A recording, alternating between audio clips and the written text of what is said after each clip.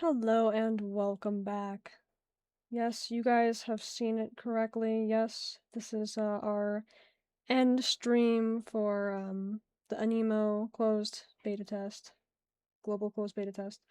Today we're going to talk about our closing thoughts for the game, our overall reaction to overall like just how the whole world worked and everything, my favorite features, least favorite features, glitches, bugs I've come across.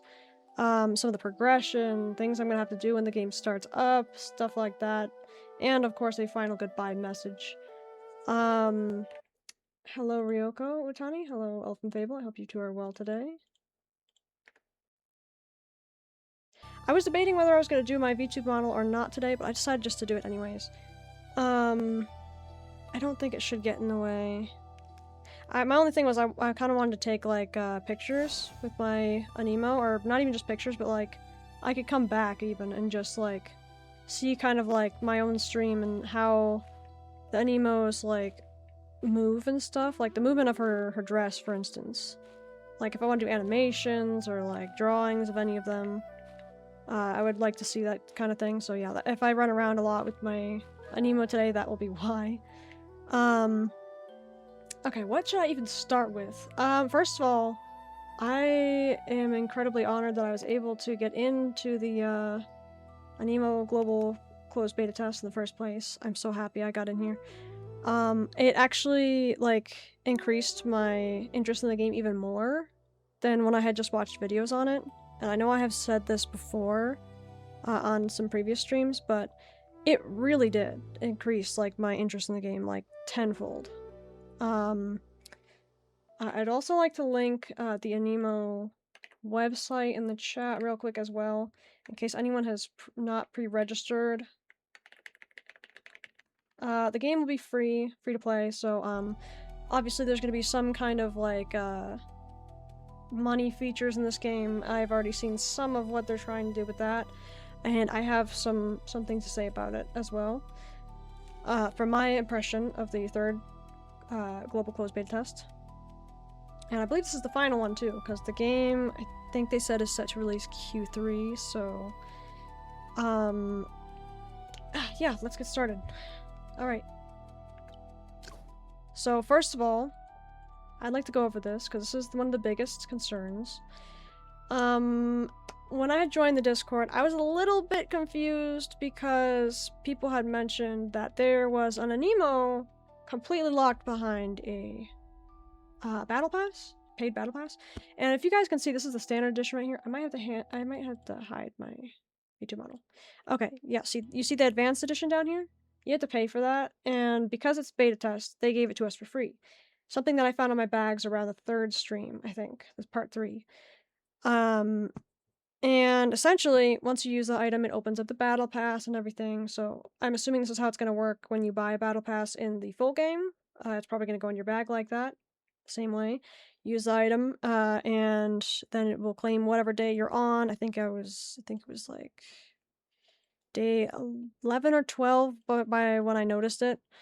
For the daily. And essentially, they give you this full Mintus, right? Yeah, looks okay. Looks fine. Let me bring my... There we go. Yeah, so how to obtain companion handbook. Nothing looks wrong, right? This is just a Prismana full Mintus, yeah. Electric type, yeah, looks fine. So my mom wanted to bring this one with her, but I had to tell her, like, hey, so the Aniimo sealing event doesn't allow that one because it's like the one inside the handbook, right? I'm like, I don't know why the whole entire Aniimo besides the Prismana is not allowed in there, but for whatever reason you can't, that's not allowed. So maybe you could bring the Wisp disc and then evolve it to a full Mintus when the full game comes out, right? No. Does not work that way. So I'm so glad I caught that, because she would have sealed the Wisp disc if I hadn't realized something very important when I opened my bag. Is it B, Rio? So. Where is it? I think it was under this stuff. Yes, it was under this stuff. So there was this item, this golden thing. And I was like, Wait, you should be able to see it still if it was on the right spot, right? Because you can't just use the item, I don't think. Where is it? Right? Am I right about that? Yeah, here it is. Here's the item. Do you guys notice the problem here? In case you guys don't notice, contains the mighty soul of Fulmintus. Unlocks Fulmintus's branching evolution available from the handbook companion, or the advanced companion handbook. Do you guys see the problem in that? How to obtain. You look over towards the beginning. Of course, you get Fulmintus, yeah? Yeah, you get that one. But then you can see right here, you unlock the ability to evolve a pre-existing Aniimo into this form. Let's go to the Anilog real quick. Also, I wish I knew if it was Anilog or Analog. I'm assuming an Anilog, like Aniimo. But, essentially... Where is Wisptus? Where is Wisptus? There it is. So notice it's not like there, and it's not next to it in the first place. But you go to the evolutions, and I have evolved something because I have the soul of it, right? I have the ability. This one, kind of crazy evolution thing in the first place, but I don't have this other one. This is the normal one. This is what it becomes in the next listing. Notice. Obtain item. Fulminous soul. To evolve this Aniimo to this form, you have to buy the advanced handbook, which is the battle pass. So that is what people meant. I suddenly understood the other day what people meant when they said an entire Aniimo form is locked behind the book. And this Aniimo is pretty OP, so I can see why they did that, but at the same time, that had everyone concerned. Because they're like, okay, so you're saying we're gonna have to pay money not just for cosmetics, but for this? Like, for actual Aniimo? I thought you guys said you weren't gonna do that, kind of thing. And that's what people said. And I can see why they said that now. Because, yeah, this is a very good Aniimo, and the only way for me to see it, because that's why I said, if you notice... Where is the thing? Go to Breezy Plains. There's gonna be other worlds in here. It's under the 2026 Collector's Anilog. There's two others, and I don't know what those are. However, that's why you can't find this entire form. I'm just like, wait, what? That's like... It's like the Prismana form, too. Basic form is this. I don't have the sparkling, but... I have Prismana sparkling. Yeah, though, I was just like, wait, so that's kind of weird. Did it just say feature in family mode? Where's that? Wait. Hang on. Where was that?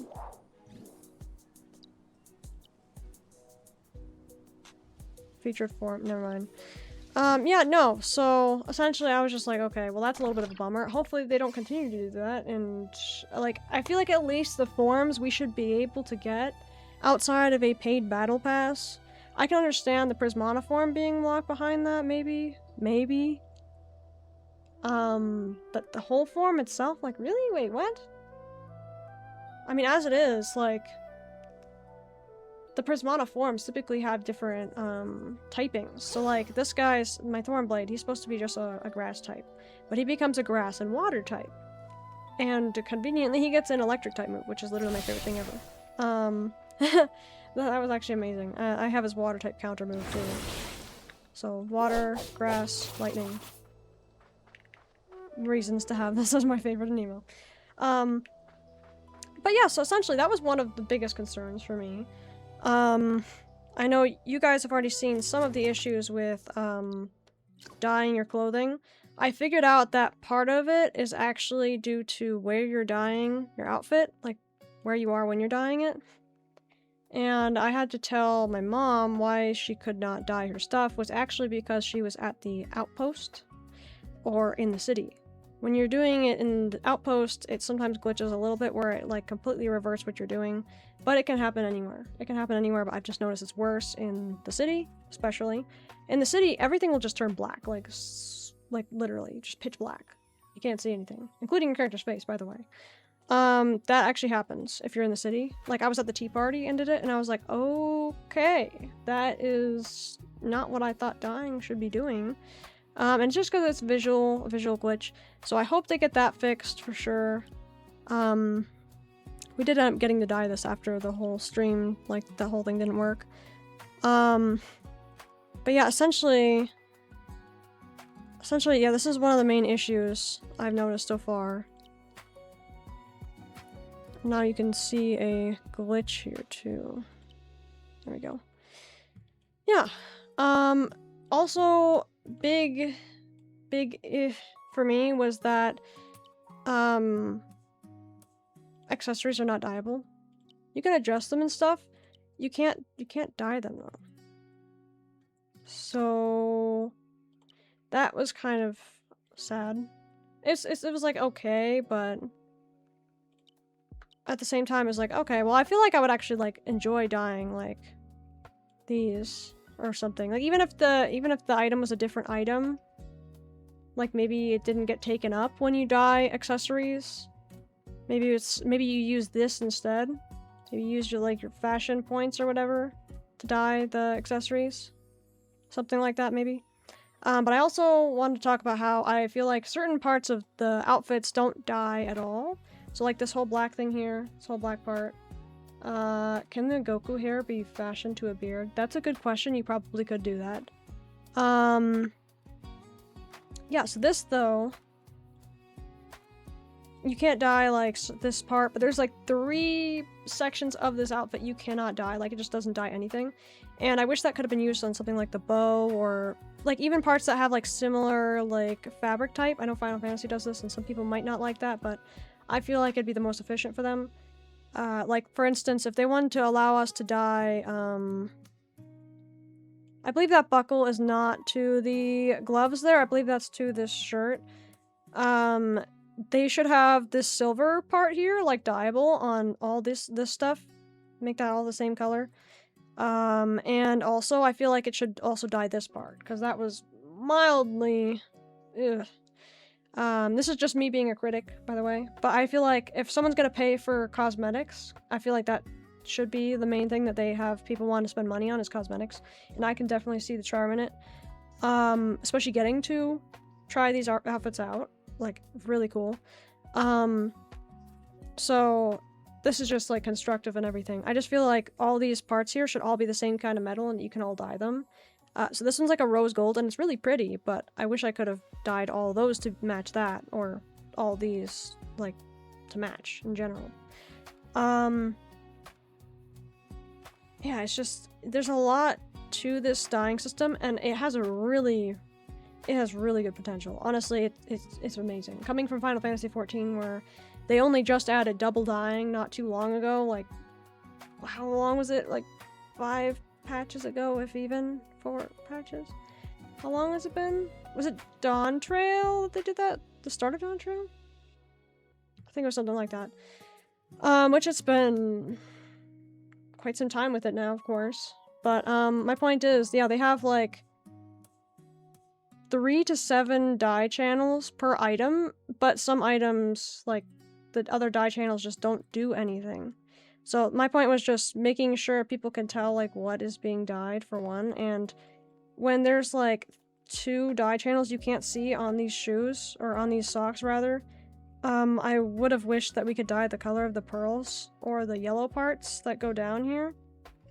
Or just the yellow thread here on the side. I wish that could have been dyeable, because yeah, there was like 1 or 2 elements of these socks that you just can't dye. Straight up, like, you just can't. I want to try that thing real quick for Theo. Elfin Fable. Oh, that's nice. Okay, so I could probably do it. I don't think it would look very good, honestly, but hey, maybe. You could size it down too, actually. Depth. You probably could. You know what? You probably could. You'd have to change, like, a lot of stuff, but... It's kind of jank. I don't know if you'd want that. They should just add a beard, honestly. Also, gender-locked outfits. That is a big one. Sweet. If not that item, then another one. LOL. Yeah, right? I could push it in more, too. But then it's a little bit funky. That is funny, though. You could probably vertically rotate it, too. Not be as weird. It is funny, though. It's very funny, I'll tell you that. Oh my gosh. They need, like, an actual beard, though. Okay, that's pretty funny. Oh, man. It doesn't exactly work too well, but yeah, they should do a, they should totally do, like, some more accessories. That'd be pretty cool. But I want them to be dyeable. That'd be nice. Perfect. Yeah, right? Gender-locked outfits. The outfits are really cool for male. I don't know if you guys have seen this. And of course, this only affects people who are going to be buying the outfits, right? But, hey, I mean, right? So the male outfits, really cool, by the way. I've shown these before, but I want to show them again. We cannot wear them as female. Which, honestly, we shouldn't even have the option to buy it if we can't wear them as female. But I know a lot of other people were talking about it. Oh, you know what? I can see, yeah, this was the Blue Mage-esque one, yeah. This one's not bad, but it's a little generic. It's still cool to have in the game, though. Is that actually a gun on your hip? What the heck? What? Oh, man. This one's interesting, but I personally would never use that, honestly. Even if I were a guy character. This one's alright, yeah. I think this one's probably the best of them all. But still, like, the hair and stuff, like, everything, like, I would use that hair, at least, as a female. I can imagine, like, trying to get the hair just right, editing each piece of the hair. Yeah, that'd be awesome. So that's another thing. The events, oh my gosh, I'd like to talk about this. I don't know if her event is still going on, guys, but essentially, okay, 13 hours, yeah. 13 hours where the game goes down. The beta. But, this event, I did not try, personally. But I've seen other people do it. I know how it works now. And I personally am not a fan of it, really. I know you can either do the event until you get 99 of the currency and just buy her or whatever. But this is a little bit more than just a tiny concern for the community once again, because this is a legendary Aniimo, right? And yeah, sure, legendary should be harder to get, yeah. Right.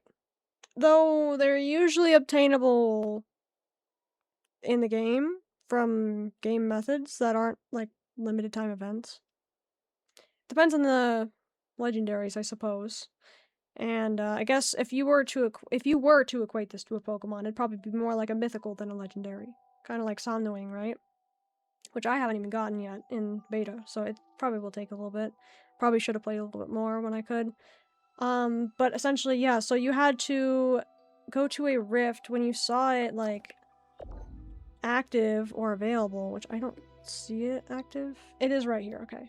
So essentially you go here and all the anipods that you have are really low chance of working this mechanic. You get in this vein crevice or whatever, because it opens up, and then you essentially have to fight her again. You guys know how we already fought her, like, on stream and everything. You have to fight her again, but less crazy.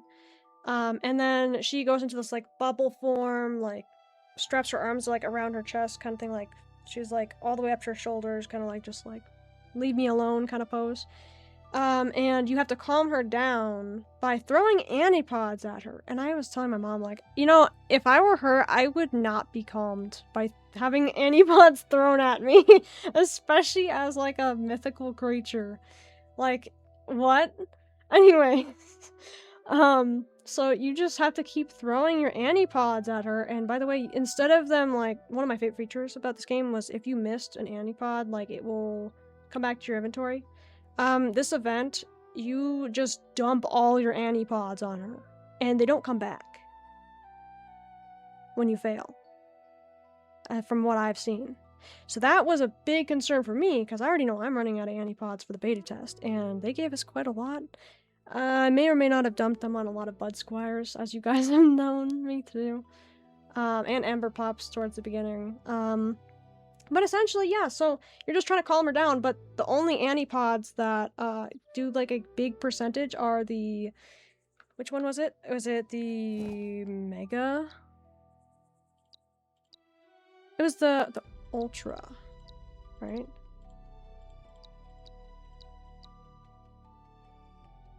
I think it was the Ultra. But they were showing the image of Anipod Pro.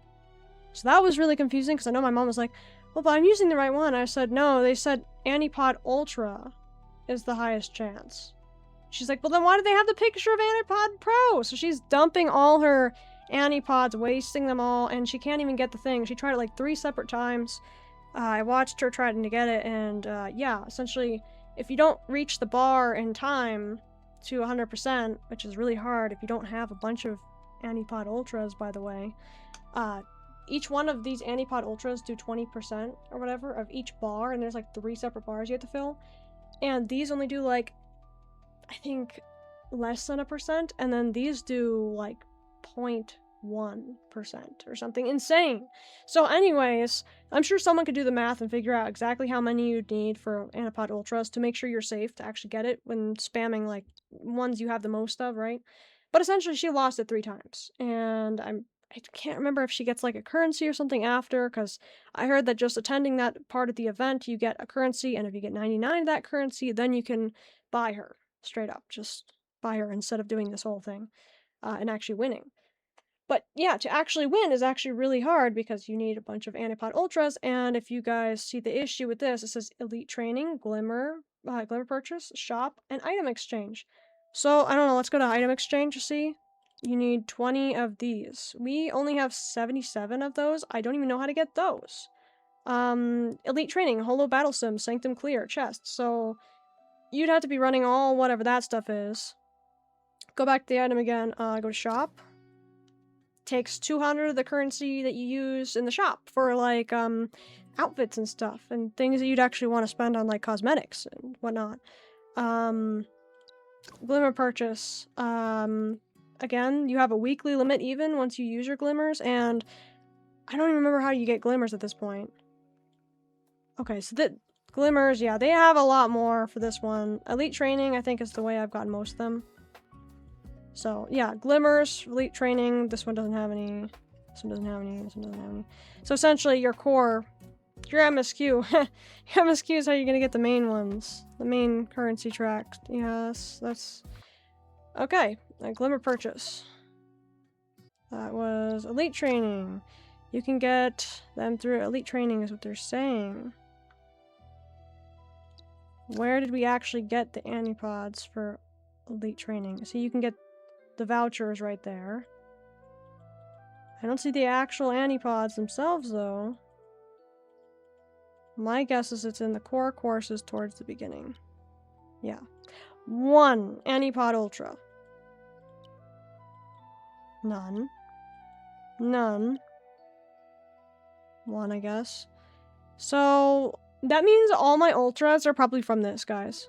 So you get 1 from this. 1 from this. None from that. So 2. 3. None there. None. None.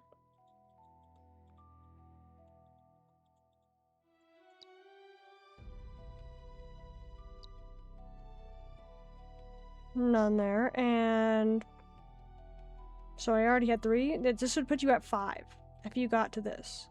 And this far didn't really take me too far to get, but think of like all the hours I've spent so far, and I've only reached this. Most people probably ended up getting Somnowing, but I did not. By the way, this is another one you can't seal. Which is kind of reasonable, I guess, but essentially, yeah, just think about all those different ways you have to get this item from. So to lock it all behind an item that you hardly get any of, that's kind of really hard, because then you'd have to start using your glimmers or the lumen crystals. And, you know, I wouldn't want to do that personally. I mean, just look at the difference, too. Sparkling cubes, pretty sure you get sparkling cubes easier than you can get Anipod Ultras. And that is a crazy price difference between them in the shop, honestly. Like, I have 7 of these. These are easier to get than the freaking Anipod Ultras. I can't even fathom that, actually. So that's one thing. I feel like they should balance that. I mean, sparkling cubes are technically essential if in the game's actual, like, stuff. If you want to, for instance, if you want to clear this whole thing 100%, go to the badge. You have to collect a sparkling version of every one of the prismanas, essentially. So that's per zone, I believe. There's like a prismana per zone. Or at least there should be. There might not be one in this one. There is in this one. I'm not sure about this one. Possibly. I know there isn't this one, because Fentuft is the Prismana in this one. Or Fenmain, I believe. Yeah, so essentially, yeah, it's just, that's gonna be really hard to do. Let's see, was there anything else specifically? I know I said the dying stuff. I know sometimes you're gonna be working on your dying and it just resets, so I hope they fix that. I was also experiencing an issue where the survey button disappears, and I actually did contact support last night because I really wanted to take the survey, give suggestions and whatnot, and I never got to. Because every time I click on it, it disappears, vanishes. And clicked on support here, it also didn't open anything on my URL, so actually another Pathfinder gave me a link to the support page. So I went to the support page, logged in as myself, and then when I got there, I kind of just asked some questions, and then I was led to a real person, and they were kind of like, yeah, it's actually an ongoing issue right now where at level 25 and 45, the survey appears, but sometimes it vanishes for people. And they're like, maybe if you keep going through your journey, maybe it will appear again. I go, I'm already 53! I'm like, I don't know if that's gonna work. I was like, is there any way that you could, like, still give me, like, an external link to the survey? And they're like, no, I can't, I'm sorry, it's actually linked to your account in the game. I'm like, wait, what? So, yeah, somehow it works that way, that it's linked to your account directly from in the game. And I feel like there should be a way, kind of like, you guys know how Genshin does surveys? It links you to a place on the website. So anyone could link you to the website, and you can log in with your account, and you can take any survey that they have on the website. I think they should do that, because that would help solve some of these issues, I feel like, because then you know that, okay, well, it's not working in the game. Even if it's not working in the game, I can do it on the website. Like, though it's a little bit more inconvenient to not be able to do it in the game, I feel like having a backup on the website that's not linked to someone's direct account would be great. So yeah. that is a thing, apparently. And yeah, it's just, oh my gosh. I'm trying to figure out, I still haven't tried some of these things. I did try Egg Heist. I was like fearing for my life. I don't remember if I streamed that. I was worried I was gonna see other players, and I know that it like connects you to a voice chat or whatever, and being family friendly, you know, I don't know how other people are gonna be, and I don't know if it's legit voice chat or like what goes on with that, but yeah. Long story short, that's pretty much what happened. I can't remember, I was gonna talk about something else.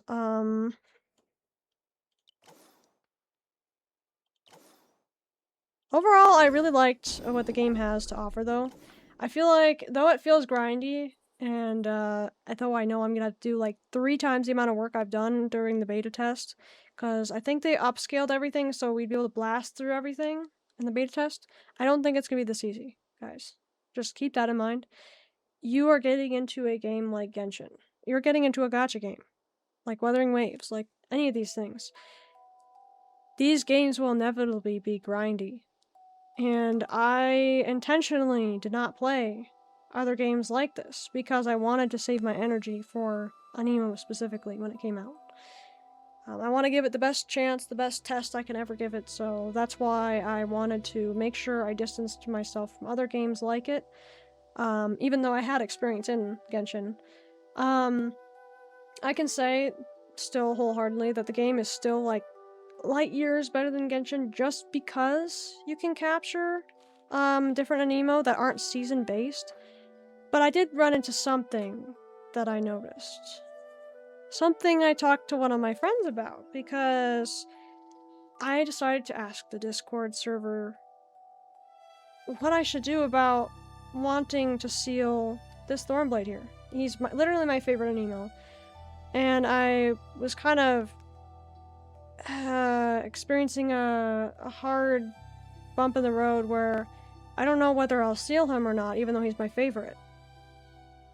And essentially, I was like, okay, well, what if I wanted to seal him? What would I realistically do? So I asked the Discord, and people were saying, essentially, that, let me see here. Was it under B again? If I wanted to change his form... Also, I don't know what to do with this. Because I've tried working this before, and this was not going up, this count was not going up. This item right here. Glimmer purchase, yes, I've bought 3 of them, because I have glimmers. How do I put this? So, if you guys go in the very back of these, you can see things like Anilog, Inherit, take them out, like to, I think, out into your party. Appearances, like their outfits, change form. If I want to change his form to anything else other than what he is right now, a Prismana, which I technically haven't caught myself yet, even in the beta. Because, like, I guess I used up some of my stuff and I can't get the Prismana mark to work, like I was just showing you guys. Can't get that to work during Nurture, so I think I used up all my stuff. If I show you guys right now. Where's the Nurture system here? If I just transport right here, you guys can see immediately what I mean. I tried to do nurtures at the Sea of Flowers, where I was able to do multiple before, but when I would click on it from here at least, how would I click on the branch? So you go here, and though it said I had 3, oh, I don't have 3 of those. I have Prismana marks. Okay, that makes sense. Never mind. These, though, you have to obtain from Nurture branches, and yeah, I can't change the weather to Prismana. When I did Nurture, though, it says Nurture chances of the day. 0 out of 10. Even though it says I have 3 chances, it wouldn't let me keep doing, like, the Nurtures. Even though you could do 3 free ones. It wouldn't let me, so I must have exhausted it earlier during the beta, but that has me concerned a little bit, because I'm not exactly sure how this is going to work then. Like how fast my progression is going to have to be for me to get my Prismana Thornblade, because I'm gonna likely have to farm it to get the right stats and everything. I could try to do the Nurture thing here, but I should do it from right here, right? Like, I could do this. I'm gonna see if it works, because it wasn't working. Okay, I could do it today. I want to try whatever I can. Oh, actually, this is a really good zone for this, because of the in-deep sleep thing.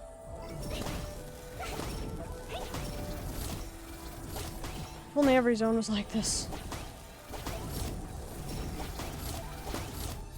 When you did Nurture, I mean. Yeah, so essentially, am I missing one? Yes. I can't even see you. What the heck?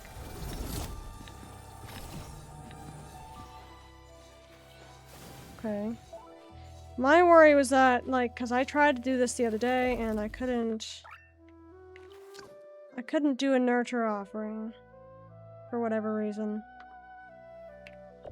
Let me test this real quick over here. Because I tried to do it over here, and it wasn't working. And I intend to use, like, as many of the currency we have right now before the end of today's stream, because this is going to be the last time we're going to be able to play for quite some time. Let me try again. Okay, it's working today. And actually, for once, it's, Thornblades and stuff. That's pretty neat.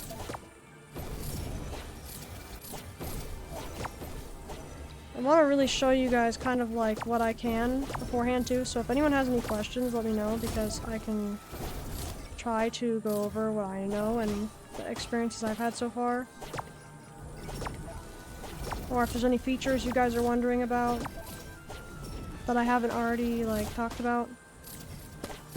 Also, personally, I feel like when they do paid stuff, I feel like those should be cosmetic things. Like, even if they're cosmetics for your Aniimo, like, maybe like a $2 bow cosmetic for your Aniimo or something, or $5 to $10 like 6-pack of different like hairstyles or whatever, like fur or whatever, that you can like use as like stuff on your Aniimo. Like, I don't know, stuff like that. I can understand even stuff like that. But I feel like, yeah, locking whole entire Aniimo forms, that won't bode well for the community, I guess. It's kind of hard, because that's exactly what I was trying to say, that I actually thought was refreshing about Aniimo, is that, like, that you can catch all these different Aniimo that have these cool forms and stuff, and that, you don't have the limitations, like how, for me, I couldn't use Venti, I couldn't get Venti in my time in Genshin, because he was never around when I was actually, like, on and playing, and there'd be times where I didn't, like, have it installed and stuff, and I'm like, ugh, I don't want to have to reinstall it and everything. And plus, I was like, even if I did, I won't have the currency because I haven't been playing, that kind of thing, right? And just for a chance to pull. So, I had gotten Kazuha as my first ever pull, like, it was like I think it was my third pull exactly. But it was like my first character pull. I actually got like a character. I remember that very well. I never played Genshin Impact on stream, but I got Kazuha, and he was literally my favorite. And one of my friends tried to encourage me, like, well, technically Kazuha is better than Venti because, like, you can keep using his skill even in the air. I was like, I guess that's true. I was like, but then again, Venti makes you go up so much higher. And he's like, well, yeah, that's true, but, like, it's, other than that, it's kind of, like, not that good anymore. I'm like stuff like that, too, where they would, like, what is it? They would make other Aniimo, like, not viable anymore, or not Aniimo, like, but that is my worry, is that Aniimo would do that. And hopefully they won't, because I can see that they intend to... So they intend to add other worlds, and I can totally see this happening. Like, it'd be amazing. This is the Aniimo world, funny enough, because, yeah, Aniimo, Aniimo. I don't think that's what they're trying to do, but yeah, this is the wind world. So that's why it's like the breezy plains or whatever, right? But I kind of noticed something. I don't remember how I got to this item, actually. Let me tab out. I did send it to a friend. And I kind of expressed my worry about it, because, like, how did I get there? Okay, so I went to P, I went to my bear, went to forms, change form, because I have a Prismana form. This is exactly what I mean. If I want to change this bear to a Prismana, since I have the Prismana form right here, essentially, yeah, power creep. Yeah, that is the word. I was worried that there would be a power creep.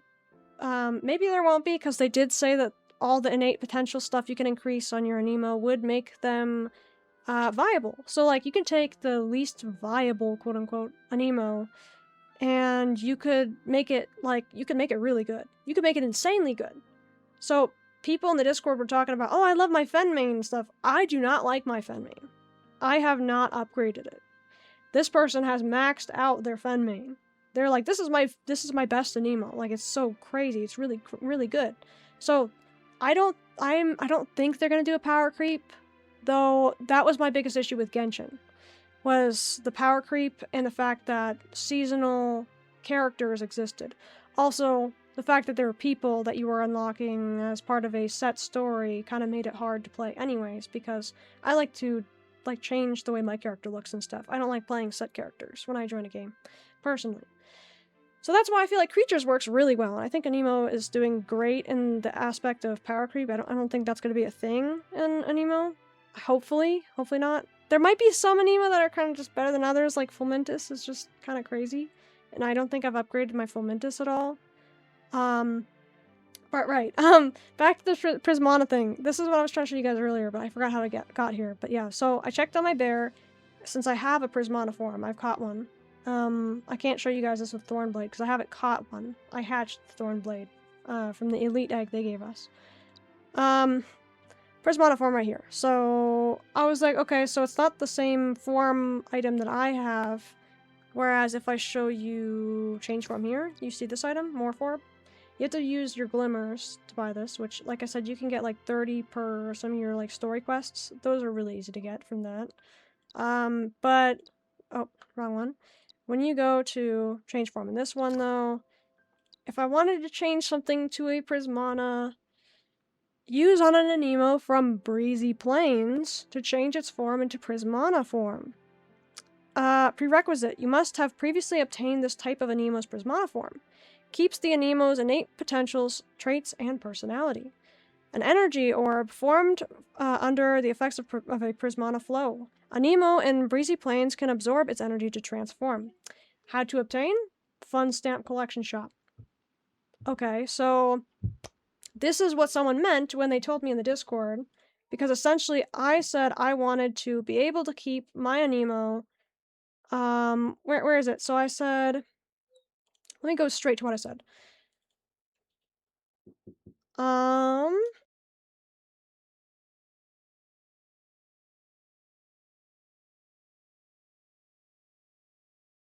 Okay, so where was my question?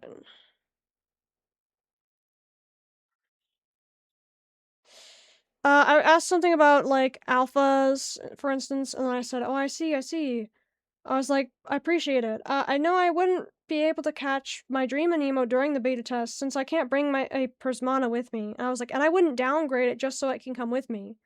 And the reason I use downgrade as an expression here is because my Prismana form is a water grass type, and when you remove its form from it, it just becomes a grass type. Also, I like having the electric type move. Technically, maybe I could transform him into the thunderstorm form, and he should retain the water grass typing and the electric move, so maybe that would be the right move. But I continued on. I said, but part of me also just wonders if I choose the hardest chances when I play these kinds of games, because my Dream Aniimo is a perfect alpha Prismana of Thornblade, which sounds literally impossible. I personally love my Thornblade right now, but I have a plan. You guys will see my plan by the end of the stream. Very funny story behind it. But then someone else commented to me, they said, it's not downgrading it. If you get a Prismana, you're just unlocking the form so that any other Aniimo can have that appearance. It just takes one of those Prismana orb thingies, but that's it. Someone thumbs up them, and I was like, oh. I was like, I thought if I remove the Prismana form from my Prismana Thornblade during the test, and I go in parentheses, so I can bring him with me to the full release since I can't seal Prismana, then I wouldn't be able to get his Prismana back. And then I was like, wait, unless, are you saying in the full game I could get another Prismana, just take the skin from it or whatever to put on my beta one that no longer would have it? And essentially they said you can't get the Prismana back, but on official release, if you get the Prismana again, and once you hatch, like, the beta test egg, they said you can change the form of mine, for instance, back to Prismana of the hatched Aniimo that you chose. The only requirement is to get the Prismana again. And I was, like, so confused, like, and I even showed my friends, and they go, that's a really confusing way of wording it. I'm like, wait, what does that mean? I'm like, that's what I'm saying. I don't know what they mean exactly, but I just kind of, like, was like, oh, thank you so much. Like, I was kind of losing hope. I think I have a goal now. Thank you for the info. But I didn't understand what they meant, like, by any means, about how to get this or what they were talking about. I just didn't want to keep asking questions. When I had already talked about it quite a bit, and other people were talking too, so yeah, I just didn't want to like talk over anyone. And then yeah, they're like, yeah, no problem, relieve some of the stress that I found out as well. But I was like, wait, so what did they mean exactly? And it took me quite a while before I fully understood what they meant. This is what they meant. Now, how do you obtain this? The fun stamp collection. Back out of here. You see it? See that? Consume 5,000 stamps. I only have 3,000. And I've spent some already on like growth fruit and psych fruit and stuff. I don't know if I've bought any star stand or stardust, but people have been buying these to probably spend up the most amount that they could. Because you have to if you want to unlock these things. And as you can see, I've only bought 460 out of 600 even, like 460 out of any of these. And essentially, once you spend up to 10,000, you'll have all of them unlocked. What's the problem with this, you say? Season exchange. What do you mean season exchange? And then taking into account that it says breezy plains right here. That didn't really sit right with me just because, well, breezy plains. From breezy plains to get it to change to Prismana form. Do you guys know what this means? As a ex-Genshin player, season exchange, Prismana orb, breezy plains. It makes you go, wait a second. You're telling me, because these say weekly perks? Do you take all these three things into perspective, you can understand what they're saying. And maybe I'm wrong, I hope I'm wrong. But what this implies is weekly perks. So you have a weekly limit. Once this season is over, these items will change. Meaning, when they do add other worlds, so even if they make like a water one next, or a fire one, an earth one, ice, I don't know what, lightning? Whatever they do next, essentially, this season will change whenever that patch happens that they do that. And that means you'd have to be farming your butt off trying to do this. You'd have to, this is the grind. I realized, okay, so this is the grind. You want enough of the Prismana orbs that you'd probably be able to get the forms you like, for one. And you need these. So this is quite literally your farm. If you want to get your potential maxed on all your Aniimo that you use and your teams, you will need these stamps. And that will be your weekly thing. And you'll see what I mean in a second. Essentially, so yeah, you're going to be having to spend this, but look, you have a weekly limit on almost all these items. That's why I bought the credits, the growth fruit, and the psych fruit, because they don't have a weekly limit. So, yeah, these ones, you use these to upgrade your Aniimo from the start. You should do that. This one is just like an upgrade for your potential.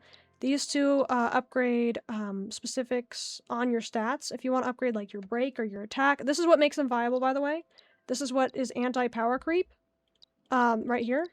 This allows your Aniimo to be really good. No matter what Aniimo it is. As long as you know how to use it properly, that is. And essentially, yeah, like I said, you have to spend enough of these stamps so that you can buy stuff like Prismana orbs, or this or that or this. But notice how many you need once you even do it. You need 1,600. So essentially, okay, how do I get the stamps? Okay, stamp brush, elite training, companion handbook, and then you look at it. You're like, okay, well, I don't know what this is right now, hang on. So you look over here, and you get stamps for either of them. So that's really cool, right? You get like the stamps for both. So that's amazing. That's amazing, right? That's really good.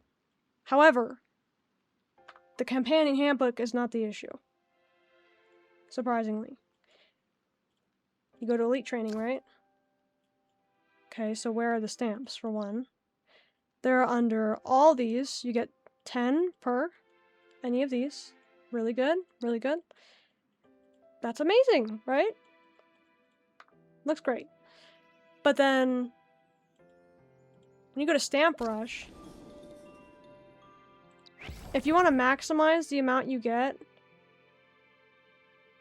you can only get 1,500 a week. This is your weekly. This is what keeps you playing. The Stamp Rush. That's what I'm noticing, is for all the upgrades you want, you're probably going to want to maximize how many stamps you get. And I don't think there's a weekly limit on any of the other stamps you guys have seen, because otherwise this number would not be 0 for me. Because I play, like, still every day, pretty much. I think I didn't play yesterday. Maybe not the day before, but my point is, I still played this week, and I would not have 0 here if everything else was weekly. But, so if you count all those stamps you get from, let's see, doing all those elite trainings, all the 4 other categories, right? You get 10 per one. There's about like 10 lessons per one of those, maybe 15, some of them, maybe 7. You get quite a lot of stamps by that definition. But Stamp Rush is probably going to be what you're going to want to do. You're going to want to do all these quests, including the tea party, which makes sense why there were so many people sitting there when I checked it out. And yeah, so essentially this is what you're going to want to do to get your weekly amount, right? And then you take into account that this has a weekly limit. So even if I just spam bought a bunch of these things here, I would probably only come out to maybe this one, and I'd be able to buy that now.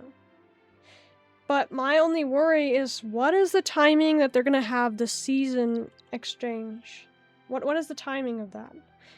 That's my worry, because you're going to probably want to do Stamp Rush as your weekly thing, because I don't know if anyone else is going to try to know life like what I'm just doing with the elite training. I don't know if everyone else is going to try to do that. Honestly, I would recommend it if you have the time. But I know not everyone has the time to play games too much, and I feel like no matter what happens, I'm going to try to put together a guide. I might do a video once the game actually releases on, like, if I figure out, like, if I find out exactly, like, the most efficient ways to stay free to play and still keep up with everyone else. That's the type of stuff I want to make for Aniimo, if possible. And this will be included in it because Stamp Rush seems like, if they keep this, at least, if they keep it the way it is, you're gonna have to do a lot of Stamp Rush, I'm assuming, and just to unlock these per season, because you're gonna want access to these. I'm assuming, though we can't see it right now, like how you guys see the weekly limit on this, I think there's probably be like a 10 weekly limit on this star essence, and there's probably like a 15 weekly limit on this star essence. And you won't be able to unlock this one until you have 10,000 stamps spent in overall the whole weekly and the season exchange. So my point is, this is going to be a lot of farming. This is going to be the grind. This is going to be our grind. For people who really want to upgrade their Aniimo to their full stats without getting it from their just elite training in the first place, because you get stamps from that, you'd be able to get more stuff, more star essence, more Omnisaurus crystal, because this is actually what I need to upgrade my Thornblade right now. That's going to be our grind. And yeah, so essentially right here, that's what I mean. I can't even go to 6-star potential without that. So I'm assuming it's probably going to be like 1, 2, or 3. You'll probably need more of these as it gets to like whatever star rating. I really wanted to get there for him, but I'm obviously not going to be able to do that because I did not spend my time wisely enough figuring out what the stamps did. So for a long time, I actually, as you guys can see, I only have 3,000 stamps, and I didn't really try to get stamps, nor did I really spend them. So yeah, I probably could have done a little bit better, but now I know, now I have a good idea of what I'll be doing when the game comes out, and what you guys can do when you guys start the game when it comes out too. Because yeah, you're gonna want to do stamps. If they keep the stamps system the way it is right now, then yeah, it's gonna be a big part of the grind for me. I actually was telling my friend like all the journey I'm gonna have to do, what I'm gonna have to go to, and how I'm gonna have to prepare to get him again. and this is where I'm going to answer that part. I'm deciding between making a very hard decision where instead of taking my favorite Aniimo, I am thinking of taking my perfect Melobloom. She doesn't have perfect, like she doesn't have 9 stats or whatever, because these are things you can't change even when you increase their innate potential. But she's good. She's really good. I didn't like my good Melobloom, like literally just said good here, because she actually she just started dropping so fast. Her damage enhancement did nothing. But hers, I haven't upgraded anything on this Melobloom, this perfect one, and she's just amazing. So I actually was able to put together a really cool team for the island stuff that came out, because they showed us kind of how it would work for like extra islands that they had introduced to the game, like limited time events or whatever. So like the Coral Reef Aniimo and this cute little hedgehog gooey monster thingy. It's really cute. I don't know if I can find it. Essentially, I was able to build a cool team with that, so I got to test these things. Bubbeep. You can't steal these either, by the way, because it's like a special Aniimo that they introduced for an island thing for the last second, and that's what these are as well. They're cool Aniimo, very cool. This is a really good healer in my opinion, so honestly, I might need that in the future. But yeah, I'm making a hard decision because I really want to take him, but at the same time, even though I know it wouldn't exactly be the exact Thornblade in the game, I don't want to bring him if he's not gonna be him. If that makes sense. Because I have to why I said downgrade is because he becomes just a grass type. I know that it would still carry on all of they said they're gonna try to keep the date caught and everything and some of the stats maybe, but he'd lose some of my favorite skills of his, and it just wouldn't feel like him anymore at that point. And even then, oh, I just noticed there's like a image over there. Even then, I just know it wouldn't feel the same if I ended up catching a perfect Thornblade. I don't want him sitting in a box like to rot for the rest of my gameplay. Because I know they don't want it to be that way, but I know this is how people are going to be, especially if they implement like a competitive PvP or whatever that's not egg heist.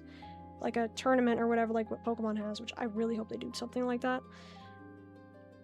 Personally, like with rounds and stuff, oh my gosh, that'd be amazing.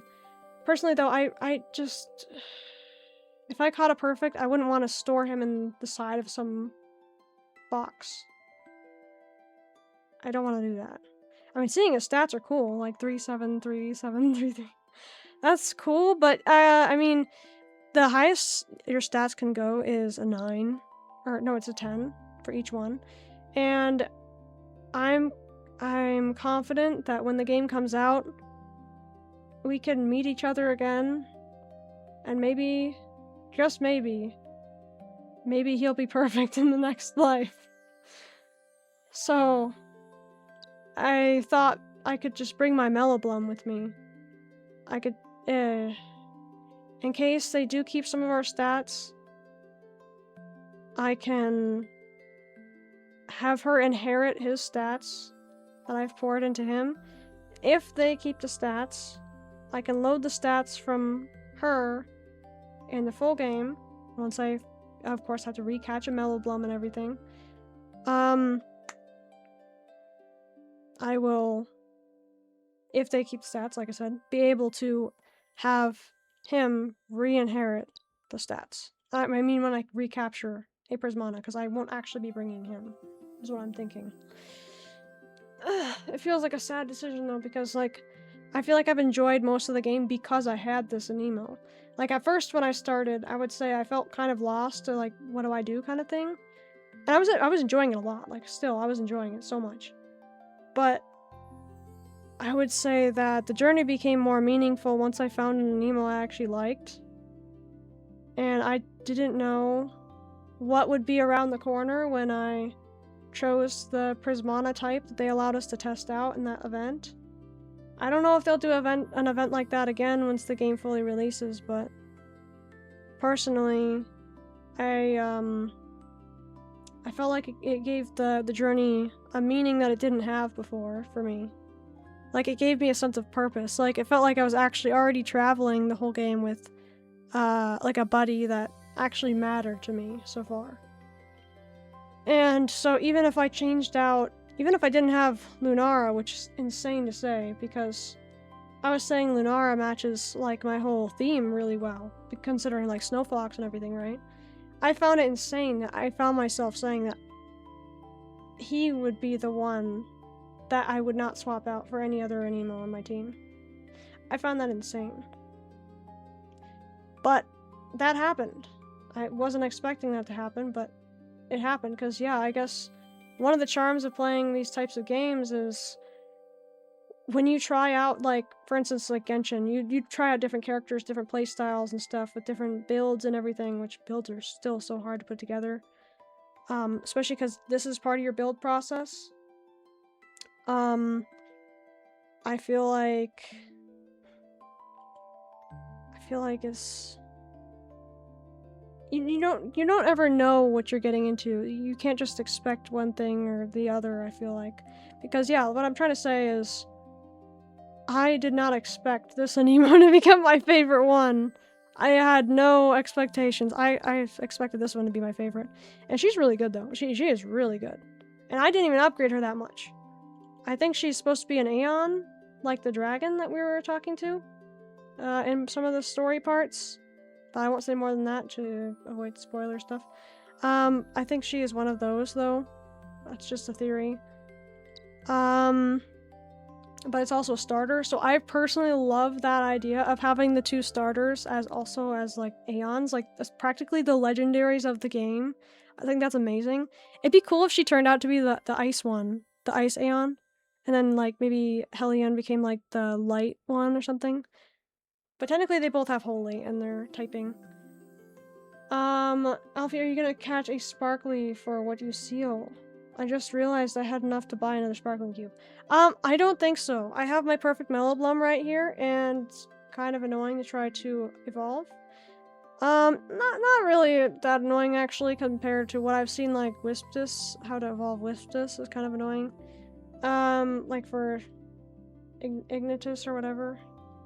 But I just don't want to have to do that again for this. Oh yeah, oh I see, yeah, it's perfect, so that makes sense. Yeah, I don't know. I also feel like maybe bringing Melloblum with me, since I caught them both, you guys can see this here. I caught them both on the same day. So that's why I would kind of feel okay bringing her with me. And then it's like we're both waiting for Thornblade's return. The world ends. Aniimo's beta test world ends. They're caught in a calamity, and we must find each other in the next life.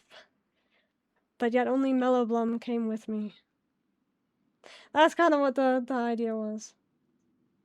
It's a little bit silly and very dramatic, but I kind of thought it'd be cool.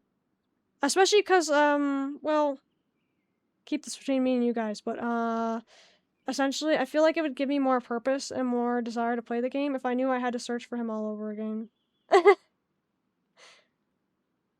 I mean, I know it wouldn't be the same one, hypothetically, but the message that both Rio and Theo got when they were sealing their Aniimo was enough to tell me that I think my idea would still be better.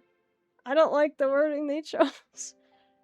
That I might not be the same me as you knew me as before. Like, what do you mean? Are you saying that you just, like, write down our Aniimo's stats and stuff and you're like, oh, this person had this one. Yeah, we'll just, like, regenerate it, copy the date that they got it, because it should say a date, not captured 11 days ago. We'll just, like, slam the date on there and we'll be like, alright, yeah, make sure the same personality, beginner stats level 1, doesn't have this stuff, elite, whatever it had, right?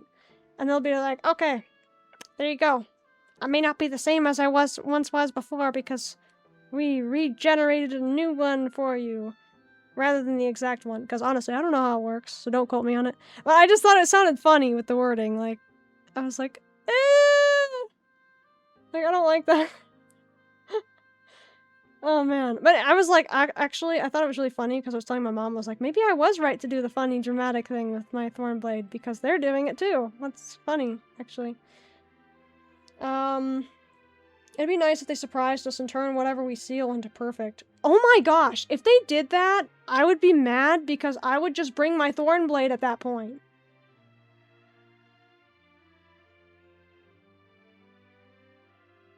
I hope they don't do that. I would be pissed, man. By the way, I was showing Theo my sparkly pebbling, and I accidentally evolved it. No! Ryu, are you okay? The cuteness factor's gone! No, I'm just joking. Are you... Do you know... Yeah. Oh no, I'm so sorry. Do you know if you can steal that one? That's why I bought another cube. No! And got a new one! Oh my gosh! You know, you could do full evolved forms, right? I don't know... Well, did you evolve it to the wrong one? For one? It must have been the wrong one. LOL, green sparkly versus yellow sparkly. Ooh, yes, wrong one. No! Oh no! Well, it's okay. You can just... Yeah. Haha, it's okay. Yeah, oh, that sucks. I'm sorry to hear that. Yeah. I was upset for a minute. I would be too! I mean, I had to make sure that this Melloblum would actually become a Melloblum specifically because I actually, like, I did something funny. I don't know if you have to do this for every Aniimo, maybe you don't, but my Bud Squire, for instance. Do I have more Bud Squires on me? Do I? For one, it has to be faithful to be able to see it. So if I did this... Okay, yeah. So I don't know... I guess I didn't have to... Wait. Yeah, so per Aniimo, you have to... This is something you guys should keep in mind. Per Aniimo, you're gonna have to fulfill the requirements. So I actually fulfilled both requirements before I evolved my Melloblum, my perfect Melloblum, into a Melloblum. I made sure she defeated a Thornblade using a roster that only has her as a Bud Squire in it, and defeated a Thornblade. So she could have evolved into this. And I also got, well, I have 2 of those left, I guess. I don't have to do that annoying thing. Actually, I might have gotten one of them when I was catching stuff, maybe. But essentially, yeah, so I, got these. Had to do that boss again that was bugging for me, and I ended up posting about that in the Discord. It bugged so bad just because I viewed a player comment and it bugged my whole game. It actually didn't let me catch the Alpha Aniimo, and I didn't get the rewards for it because I didn't catch it. So yeah. The game thought I was still talking to some random person who left a message in the world, like a mile away. And I realized what happened when I went back to that spot and realized that that player was still pointing in that point in time. The overworld messages, yes. Yeah, I want to hide overworld messages, and I really hope they do that. So that was my point in bringing this up, because that is what bugged my boss battle. I really do want to, yeah. The yellow sparkly is good. It looks kind of rainbow. Oh, that's cool. I imagine yellow or orange would be perfect for pebbling, just because of its, like, orange, like, spikes on its back. Maybe a button that toggles it or something. That's what I'm thinking. I think there should, for one, be a setting that I don't want to see them at all, and for two, I feel like there should be a toggle. But yeah, if you even if you have the setting on, that you can choose, I want to see them or I don't want to see them right now. That way, even if there is a cutscene, you can just toggle it on before the cutscene. Or you could just toggle it off for your whole stream if you wanted to go do the story or something. Like, that'd be cool. I sent you screenshots so you can look when you want to. Oh, I see, I see. Thank you, thank you. Yeah, and the spikes look pink. Oh, that's cool. Hang on, let me go check that out real quick. I won't be able to show it on stream, but... Oh! Aww. The spikes do look pink when you put the yellow with it. Oh. Yeah, the green doesn't look as good, now that I see it. So I accidentally evolved it, so I bought another sparkling cube and got another, the yellow sparkly one, first photo. The yellow one's cute. Is it a female or male now? The green was the first one. Yeah, I figured, because you said you accidentally evolved it. Female. Oh. Are they both female? For me personally, if I went and caught a Prismana Thornblade and it was female, I'd be like partially annoyed because it's not the same one, but haven't caught a male ever. Oh, really? Interesting.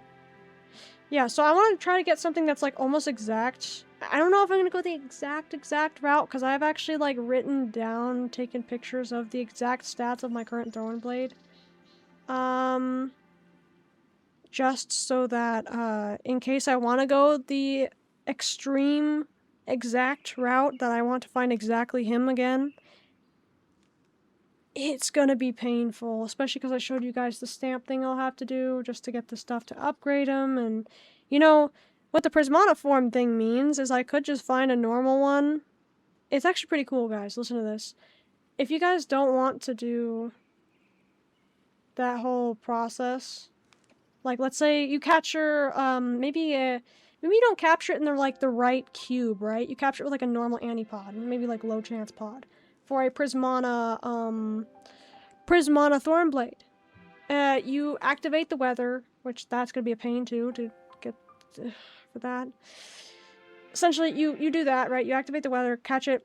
Maybe it's like good quality or something. Like you're not gonna use that, knowing that there's stuff out there like elite or perfect. And like I said, the devs probably don't want people to do that, but there is going to be people that think that there's a meta, right? Whether you upgrade or not, my elite Thornblade will never outmatch a perfect Thornblade of his kind. Just because of... That's what I think, personally. Maybe it's part of playstyle, but the stats will still never equate, is my point. But essentially... So, you look at it this way. You can essentially capture a good quality Prismana Thornblade. And let's say you want a Prismana perfect, right? So you can just take a regular Thornblade over here, and you can use that Prismana orb if you spent enough stamps that whole season or whatever, the whole week and everything. And you can buy a Prismana orb and change it into a Prismana. So you can have a perfect Prismana. Really, pretty easily actually, if you think about it that way. Considering if you want it 100% each zone, you have to catch a sparkling Prismana in the first place. So personally, I will probably be using Prismana cubes only on those when the game launches. And that will be my guidance to you guys as well, because I'm assuming you guys are going to want to 100% the zones. I don't know exactly what we get for it, but I feel like it'll be worth it. I haven't caught a male ever, lol. Oh wait, never mind, I have. Oh, nice. For the pebbling, I'm assuming, right? Yeah, anyway, so my Melloblum, I fought a Thornblade using only her in it, in the roster. And I also had this available. And you have to specifically choose, by the way. I want to test this, so even when you have both options, I was able to click both of these. I chose to evolve it to Melloblum. And yeah, so I thought that was cool. And this goes straight into the issue of how Rio said she accidentally evolved her pebbling to the wrong form. That's painful. But yeah, so hard decision. I don't know what else we'll be doing today in the actual stream, but yeah, those are just some of my likes and dislikes so far of the game. Things I've noticed, things I'm gonna have to do in progression. I want to let you know one of the things about this Aniimo, why it's so amazing. It's a level 3 flying type, and it's gatekept behind the paid battle pass. So yeah, I can see why some people would be upset about that too. And plus, this is the only, I think, the electric type one. The other one is normally dark type, and then it goes to dark fire, I think. So, don't quote me on that, but I think that Ignitus, I think that one is a fire type. I'm not sure if it keeps the dark typing. but I know the first form does have dark typing. Essentially, the way my progressions is going to go when the game launches is I'm going to be trying to get a Sasuta right away, because that is I think it's a level 1 swimmer, but that part doesn't matter too much to me because I think the Surfer Bro form, the 3rd evolution, that's not the big one, the one that has a Prismana, it's not that one. It's like the Surfer Bro one. I think that one has a level 3 swimming, I think. I could be wrong, maybe I'd be wasting my time doing that. But I would capture a Sasuta right away. So to put this into perspective, Sasuta's up here. And then essentially what I would do is I would come back to the outpost or whatever, do what I need to do. I'd go to Blitzwood, I'd get my Bolty because that's a level 2 climbing, and I think that it becomes a level 3 climber with Blazon, I think.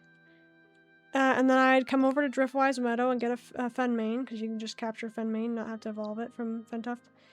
And then I'd be able to fly, level 3, flying. And I'd probably come over to Russet Highlands, get one of these guys, because this guy is good.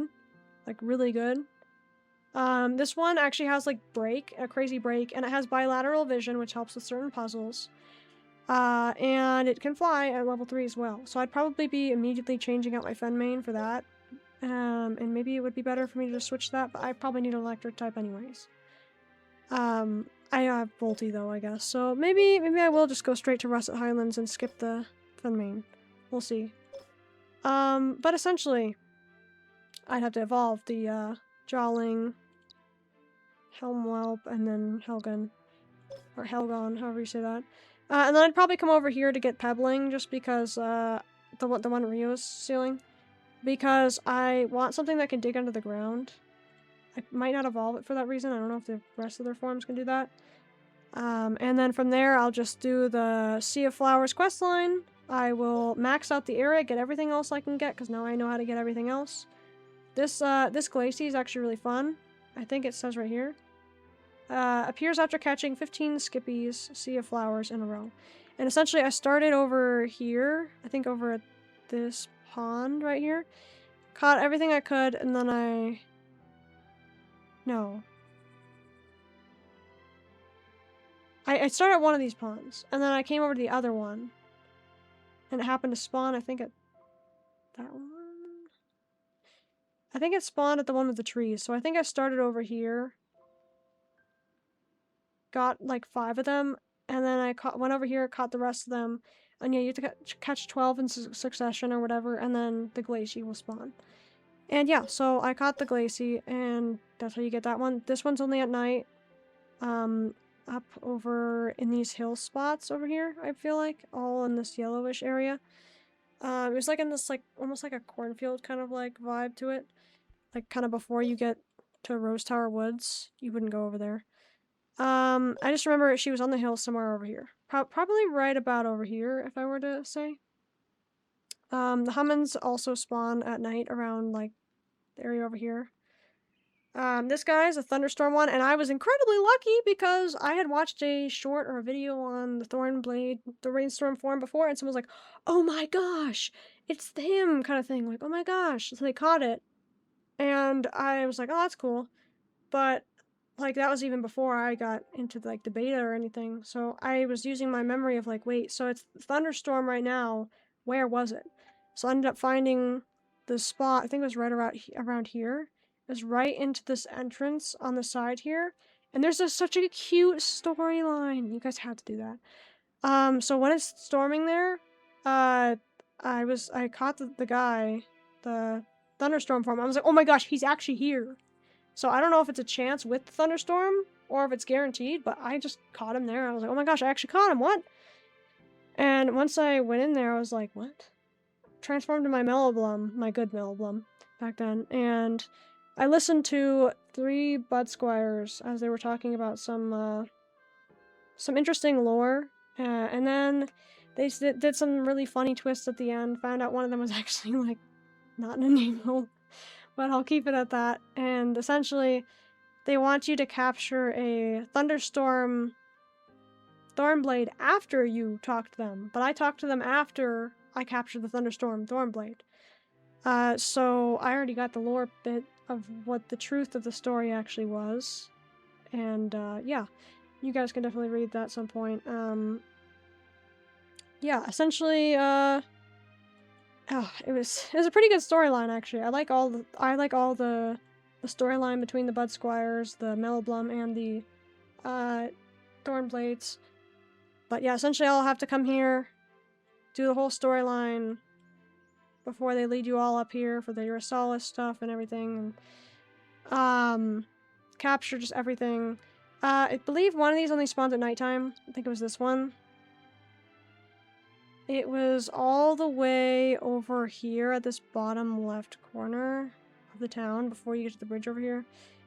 I believe it was right around there or over here. Might have been over there or over here. But yeah, that one spawns at nighttime. Well, actually, it seems like those should be... This is probably there during daytime, too. Probably sound like an idiot right now. Yeah, just they're over there, and then these Sea of Flowers form are just all inside here. All inside the pink, along with the dewy and the fragrance here. I've found those actually on this little island. I found one hovering next to an egg. If you catch that, you should get it. Maybe there's some in there, I'm not sure. Essentially though, yeah, just catch all those ones. This one, nighttime form, those are all around the whole area, all around this path here. At nighttime. They might change some of these things along with the full release, but yeah, essentially, I'm going to be trying to 100% this zone, and I'm going to capture, I'm going to quote-unquote find my Thornblade from the beta test. We're going to meet again as a sparkling form, and hopefully perfect. I don't think there's any way to make an Aniimo perfect, so that's the only thing. Besides, like, if you see one with a bouncing, plate. Let me show. Do I have any like that? So Leafy right here, it's like has an animated, image for the elite. When you click on it, if you give it a capability fruit here, then you can make it become perfect. And so that right there is kind of what I mean. That's the only other way you can actually quote-unquote make one perfect. And I tried the inherit system since I tried asking questions about it before, and no one really had any answers because I don't think people have really tried the inherit system. So while I was in beta, I tried it, and I say while I was in the beta. While I'm still in the beta, for instance, I was checking like one of them. I think I was checking these guys right here. I did like some stat stuff on this one here in perfect and tried to inherit and see if maybe it would inherit this rating too. But it did not inherit the rating. It does not inherit the personality type. Two things to keep in mind. When you do an inherit system, it's more like, oh, I have a good that I upgraded to the maximum on like every side. I want a perfect to inherit his stats. And then you do that. Stuff like that. That's like an instance where you would use that because otherwise there's really no point because it will not transfer the perfect potential and it will not transfer your personalities. Personalities can be changed with a personality fruit in the first place, and I did that actually for this Mellowblum because she did not have Faithful. And I wanted my perfect to have Faithful. So once I discovered, like, wait, I actually have these fruits. Why am I not using them? And I think I got them from the stamp vendor, by the way. I could be wrong, but I think I did. I think that's what I spent them on, and plus the currency to try to get one of my elite trainings done. I did this. So she was not this personality at first, but... Also, I think it's funny that they do the personalities like that, but yeah, it makes sense. Personally, I think I said personally a lot today. I don't know what I'm gonna do for the rest of today's stream, but I want to be able to answer any questions in case anyone has any. I could go into the... Yeah, let's go into the photo mode real quick so I can show you guys some cool things. First of all, you probably don't want to go into twine mode to take pictures. I'm just gonna say that. You'll see why in a second. Oh, he's actually sleeping now. Crazy. You can hold Alt to do all this, by the way. You can pan the camera and stuff. Keep in mind that people are whole objects in photo mode. They're like hard objects, and you cannot get too close to them. You can like zoom in, but you'd have to change like the focal length and everything. And yeah, make sure you're doing it on this setting here. As long as it's not on any of these 3 settings, you should be fine. Because when you change your camera angle with any of these and go back to actually take the picture, it will set your camera back to where it was. So in a way, let's say you want to take a picture from this angle right here, it's kind of cool because you could switch over here, change the angle and be like, okay, well I need to see exactly where he is, but I don't want to mess up my camera angle. Okay, so you can do that. And then you'll like just turn him around, face him the way you want him to face. Put him closer or not as close. Don't want the clipping there, so you're gonna move him like over here. You go back to your camera. And now you have the camera whatever angle you want it at. Maybe I would put it over here. And then you go back to this one just to edit again. It's kind of annoying because the stuff at the bottom gets in the way, but like when you're trying to like turn and stuff.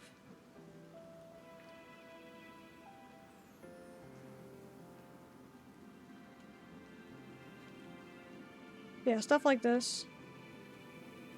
And then blur range is what you're going to want to change for this scenario right here.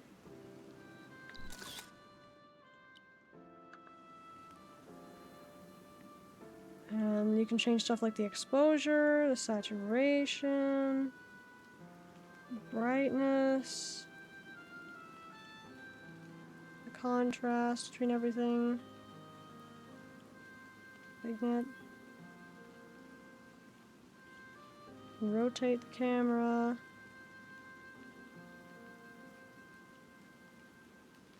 Dramatic pose. We could do blur, like how much blur you want there to be. Focal length is like just how zoomed in you are.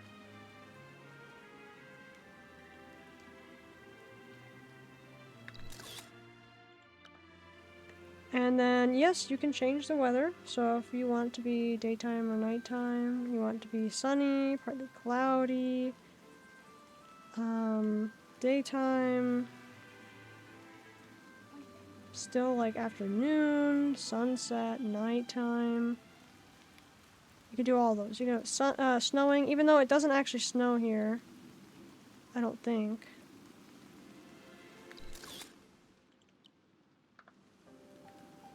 Also, I'm surprised he's like actually sitting here doing emotes right now.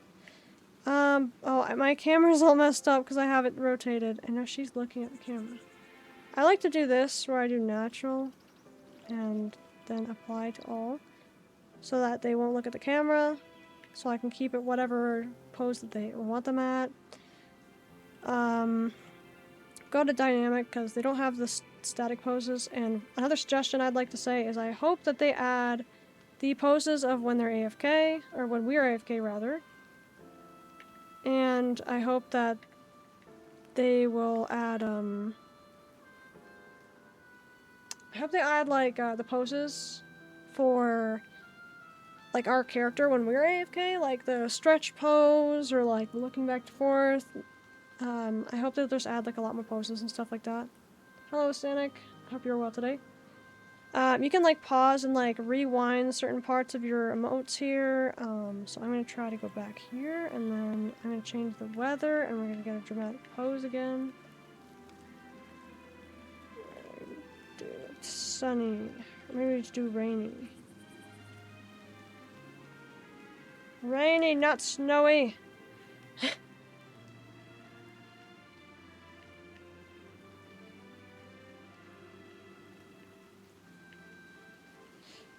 Dramatic pose. You can do fisheye lens too. We can make it so you can see more of the background.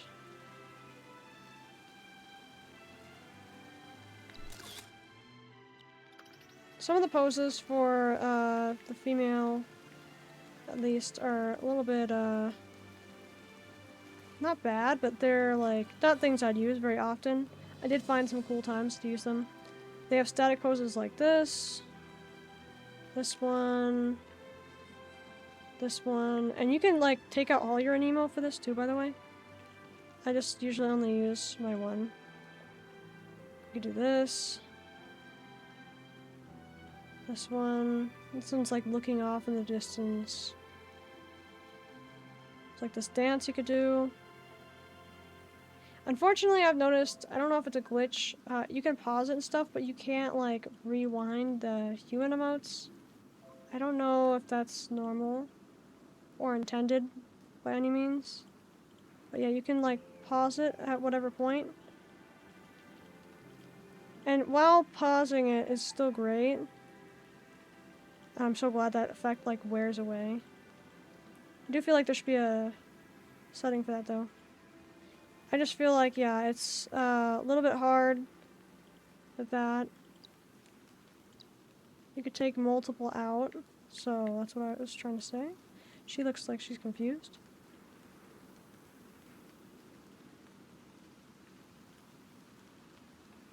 Turn her this way since we can't turn the other way.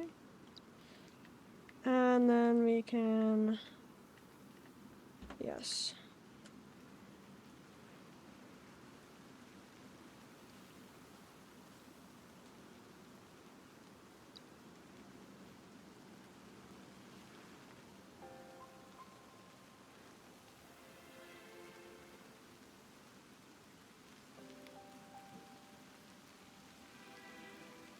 Yeah, okay, so...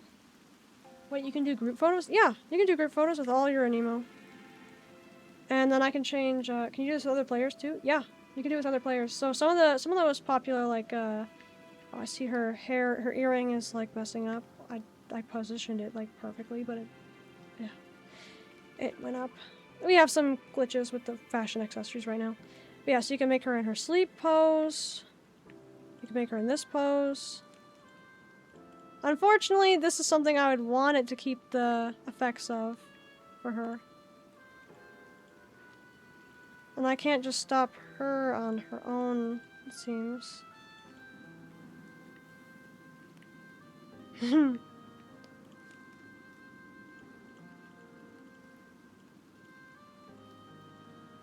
But I could just, like, pause her at whatever point. We'll pause it here.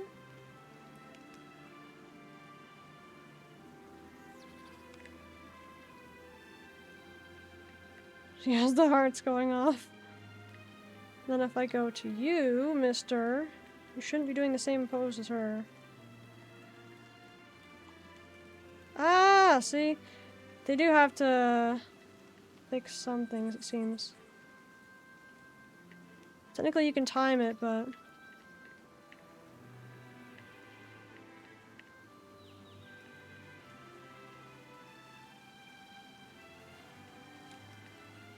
I'll get it from a good angle. But the problem is... Oh, there we go. It's like, there we go. It's clipping with all of us. Dude.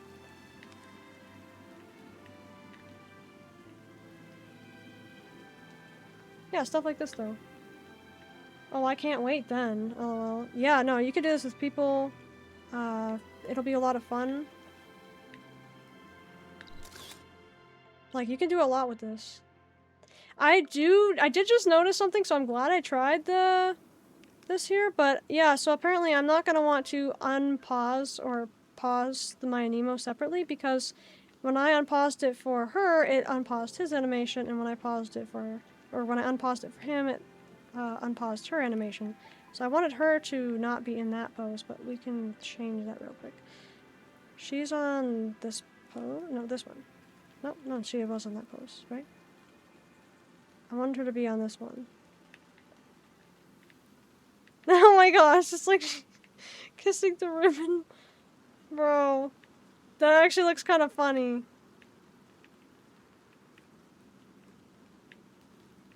Okay, that actually looks kind of funny.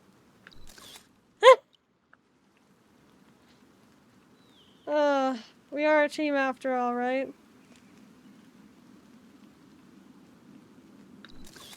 Specifically, I have it in lore that Melablum is coming with me, and he is her knight kind of thing, but he's also my knight. So like, me and my version of my Princess Melablum, even though she's not the one that protects the Rosewood Tower, she is still a princess to me. So the two of us will await his return, which will be the recapturing of my Prismana Aniimo, my favorite.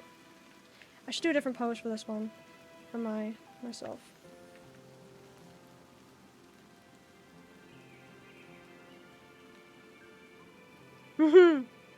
Nice.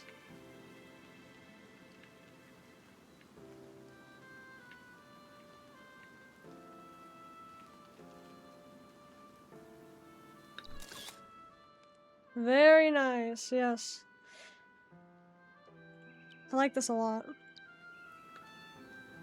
Yeah, so essentially, that's how the camera mode works. I'm really excited for when the game will come out fully. I was waiting for a long time, and I know that even if I didn't get to be a part of the beta test, I still would have played the game when it fully came out. But overall, this is my way of saying, like, this stream is my way of saying that I'm really happy and really honored that I was able to take part of this beta test, even if it was just like chance that I was able to get in here in the first place.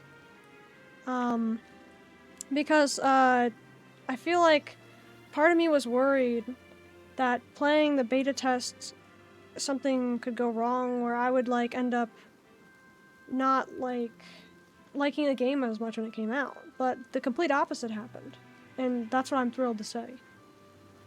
That my experience in Idle has been very meaningful to me, even if I hadn't had all the time during this beta test to play it.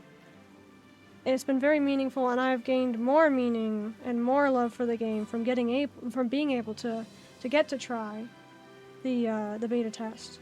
Is what I mean to say. Especially because I found my favorite Aniimo already. Before I was worried and wondering, a bunch of questions in my head. Well, am I really gonna like this? How is this gonna turn out? Like, I'm really excited, but what if I don't find like a favorite? I didn't even know there was gonna be a ceiling thing, so I was already expecting to lose all progress. So the fact that they're offering like even one Aniimo to come with us for the full launch is amazing. That's a blessing in itself. Like, getting to keep some remnant of our journey in the beta test, that is an honor in itself.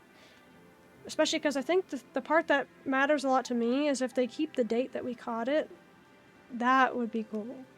Now, I don't know how they're going to do that because they'd have to backtrack and see the timing on it, and maybe they won't do that right, but I don't know. I just think that would be pretty meaningful if that worked out right. Even so, even if it's not the exact same, like they said, it might not be the exact same, whatever, it's still cool to be able to bring something from back then here into the full game. Even if that means that we're going to have to recapture whatever it was just to hatch our egg. I think that it's going to be really cool. And, yeah. Like I was saying, though, I had, like, a lot of questions when I started off, like what if I don't find an Aniimo I like? What if like, none of these Aniimo have, like, a good playstyle? Because playstyle actually was kind of, like, one of the things I wasn't thinking about at all when I started. I kind of just, like, I had seen Lunara and that was it. And I'm not saying her playstyle is bad. I like her playstyle a lot, actually. And I like that she could probably end up getting the most moves out of all of them, like, and Hellion, of course. I think that they're going to be the two OP ones, and I think they're going to be amazing to have in your team. She might even be my... I wish that she counted as, like, a magical ranged or whatever, because that would be pretty good. I think she just counts as a DPS.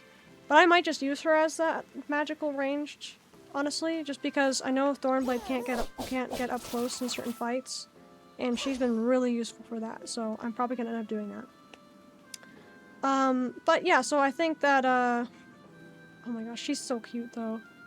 She's so cute. Actually, I wonder if any of those AFK animations will start playing if we wait long enough, because last time we tried it on stream it didn't work, and we waited a long time. Melloblum and Thornblade have two very funny ones. But, yeah. I was just happy that I found ones I liked the playstyle of, because even when I was looking through all the Prismana and Emo that we could try, and that they would be elite, I wasn't exactly sure, like, which one I wanted to try that much. Like, I was even, like, thinking, like, oh, maybe I won't choose any at all, but no, I want the full beta experience, maybe I will try it. And then I was like, okay, well, I'm thinking, like, I even checked my stream back, and I was like, why did I, like, skip over Thornblade? And then, after I go to the Prismana, like, bear, I went back, I remember, like, I was watching it, and I go back to Thornblade, even though I skipped over him 5 seconds ago, and I'm like, I'm thinking this one's my favorite so far. I'm like, oh, that's why, because I want to talk about him the most, probably. Which is funny, because, like, I wasn't expecting to like this one nearly as much as I do. I actually started drawing my Thornblade last night on traditional again. Because, yeah, I'm going back to traditional and doing some more digital art. I'm hoping maybe I can scan some of my traditional ones too. Put them through digital. I think that'd be nice. Because I can, like, color them properly. I feel like my coloring is probably better digitally than on traditional, but I also might have more fun doing it with colored pencil, because I have some tricks I can do with that. So that would be fun. This is my favorite one, and actually, part of the stream, I was thinking of hiding my VTube model, specifically just so I could watch it back, like I said, and be able to get different angles, different ways they run, the way their weight falls and everything, their design aspects, so I could pause it in certain parts. So, yeah, overall though, I want all the UI to be out of the way so I can be able to do that. Or for instance, if I want, like, this angle of his foot here, because I actually was, like, when I was trying to draw him, the angle of the foot, like, I did like those ridges at the bottom of the foot right there, like, at the ankle, and I was like, from the ankle going down, and I was like, that doesn't look right, but something's there. And I'm like, oh, that's what it is. So yeah, I feel like I'm probably gonna do a lot of fan art, probably, of the Bud Squire family line. I think it's my favorite. I really love their story. Somehow I ended up getting the whole dueling aspect right. I think they nailed the theme they were going for, considering I was just able to pick up on it subconsciously. Every part of their story just felt very touching, I guess. And relatable too. Especially the thunderstorm one. Maybe I can go into that real quick. Where's the rapier? This is from the Proof of Lethal Thorn thing. Did you actually need to do this? To go to the what's it called? The, Rosewood Tower, like, maze? I wonder if I needed to do that. Yeah, but, man, that story was so good. Both a novel and a diary records the lore of how the writer Armand twined to become the 7th Bud Squire under Princess Melloblum.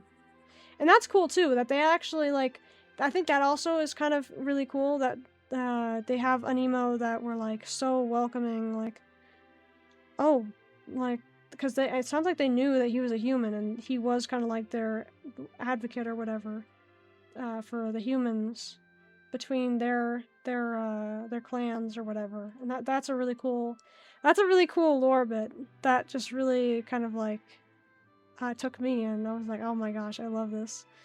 So it made me like my Thornblade and my Melloblum even more.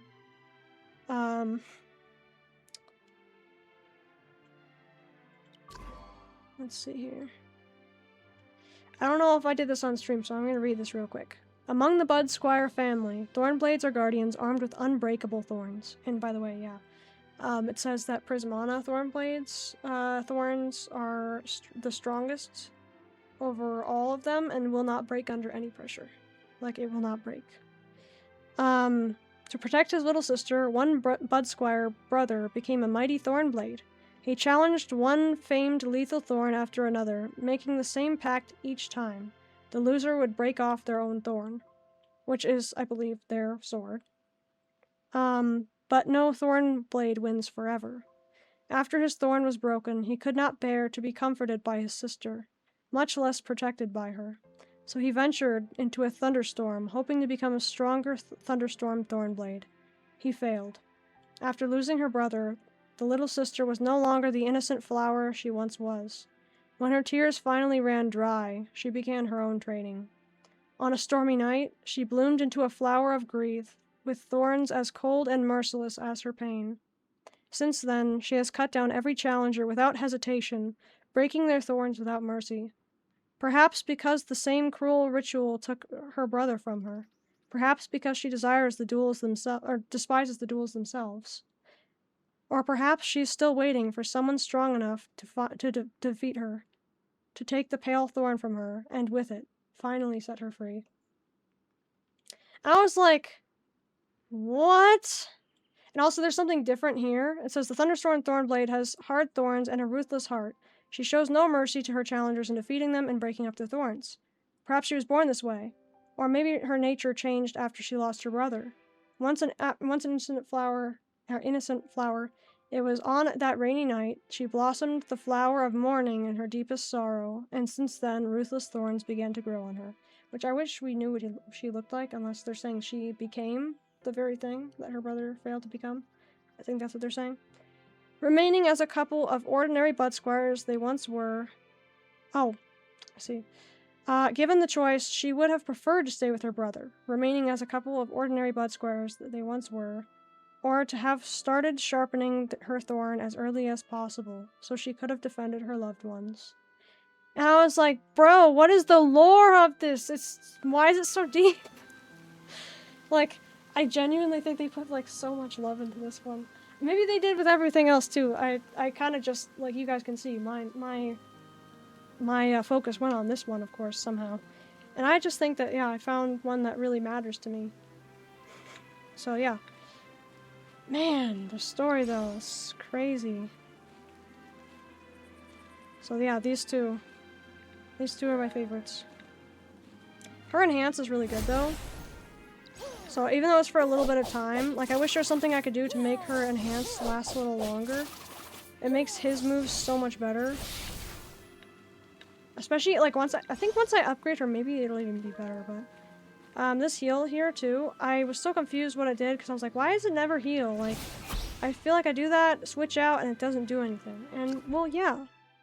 That makes sense, because if you go and look at her move, summons a rose that explodes and applies Rose Mark to the target. Rose Mark blooms after the target takes 3 critical hits, healing all nearby allies for 5% of Melobloom's HP. So yeah. That makes sense why it didn't usually proc. Because yeah, it has to actually, like, for one, hit a target, and it, So, see, what I have to do is I have to hit the target with it, and then I have to cause 3 critical hits to the target. So yeah, if I don't switch into him fast enough and do critical hits, why he has to be my attacker and break guy, for instance, then we won't be healed for 5% of Melobloom's HP. So yeah. That's also another reason you really want your Melobloom to have, maybe that's a reason I should, upgrade her health a lot. Maybe that's what I should be upgrading. Like when I do her potential stuff. Yeah, so essentially, there's gonna be a whole, oh my gosh. My favorite thing about the no power creep is I think that, the fact that we're able to make, quote-unquote, like, what people would consider, like, not viable Aniimo into viable, like, full-on playable, like, amazing Aniimo for our rosters. I think that that will be an amazing decision on Aniimo's part, or Pawprint's part, because it will allow so much player freedom that people can choose whatever teams they want, and I think that will be one of the biggest freedoms of the game, is getting to choose your own team, and not necessarily a meta. People might still try to make one. People probably still will. They'll probably say, like, this is the best if you want, like, break. This is the best if you want this. But when it comes down to it, if someone doesn't like how those play, then they can make their own team. That's what I think is the charm of it.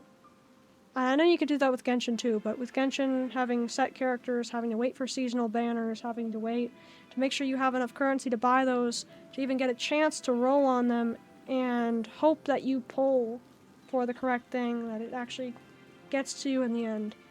This is light years better to that system, in my opinion. And yeah, that's pretty much my take on it.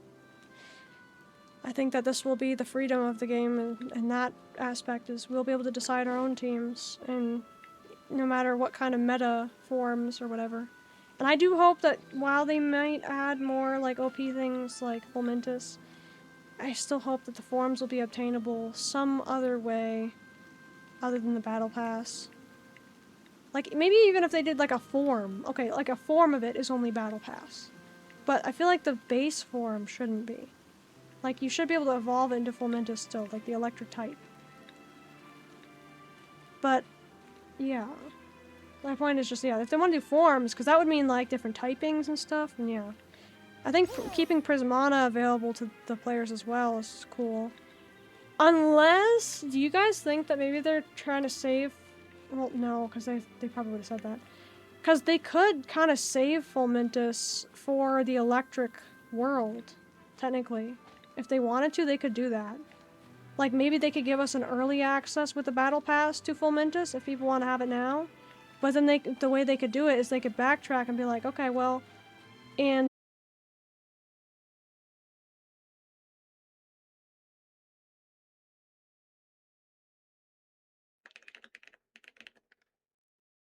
Ah! Please reconnect.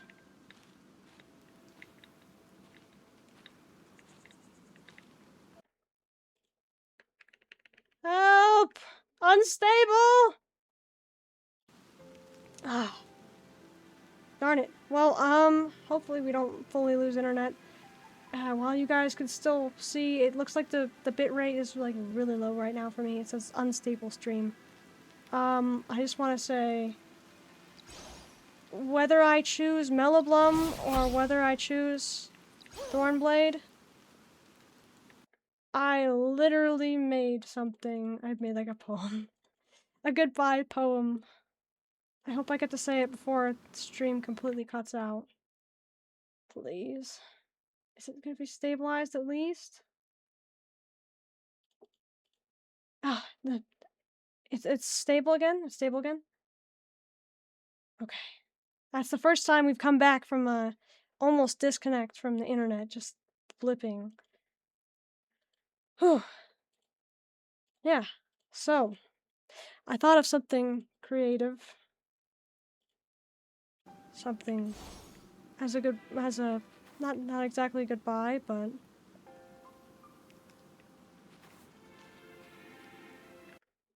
let us see here.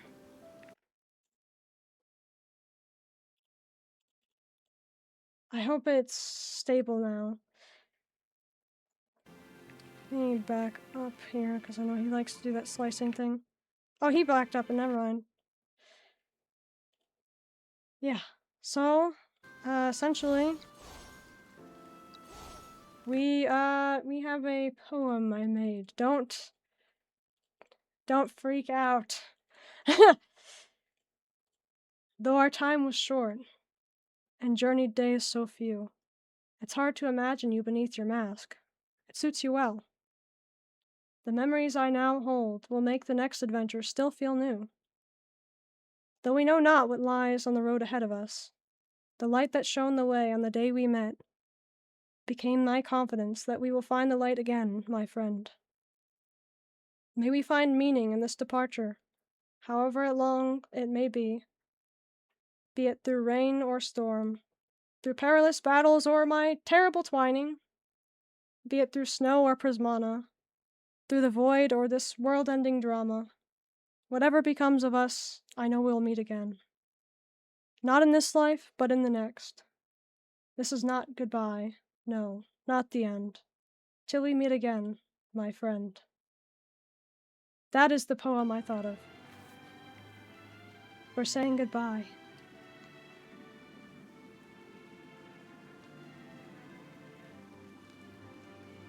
To my favorite Prismana Thornblade. We lost Wi-Fi too last hour. Oh my gosh, really? Aw, cute. Oh, thank you, thank you. Yeah, so I think we're gonna seal our Melloblum. I feel like it'd be more, like, meaningful if we get to find, our Thornblade again. That is why I came up with my poem. But, yeah, I forgot I have to remove them from party. I don't really have much more to play. Like, I feel like I played as much as I could. I'm not going to attempt the Urisalis event. And I just kind of want to talk about those things I talked about earlier. Though it's kind of a short stream for the fact that we have like 12 hours or 11 hours of Aniimo 3rd beta tests left. I just wanted to share that. And my thoughts on the game so far. I think it's amazing. I think while some things are time-gatey and kind of blocked a little bit, I feel like it's actually more free than Genshin even still. So I'm just happy about that. And while I know like all the cosmetics I own right now, I will not be able to like actually use because I'm probably not gonna be able to get all of them. I might be able to get one, honestly. I don't know. You didn't hear me say that. But essentially, yeah, I feel like diving into a game like this, it's just kind of what you should expect, the grindiness, that is. And, yeah, I feel like that it doesn't disappoint me too much, because I was already expecting a lot of grindiness.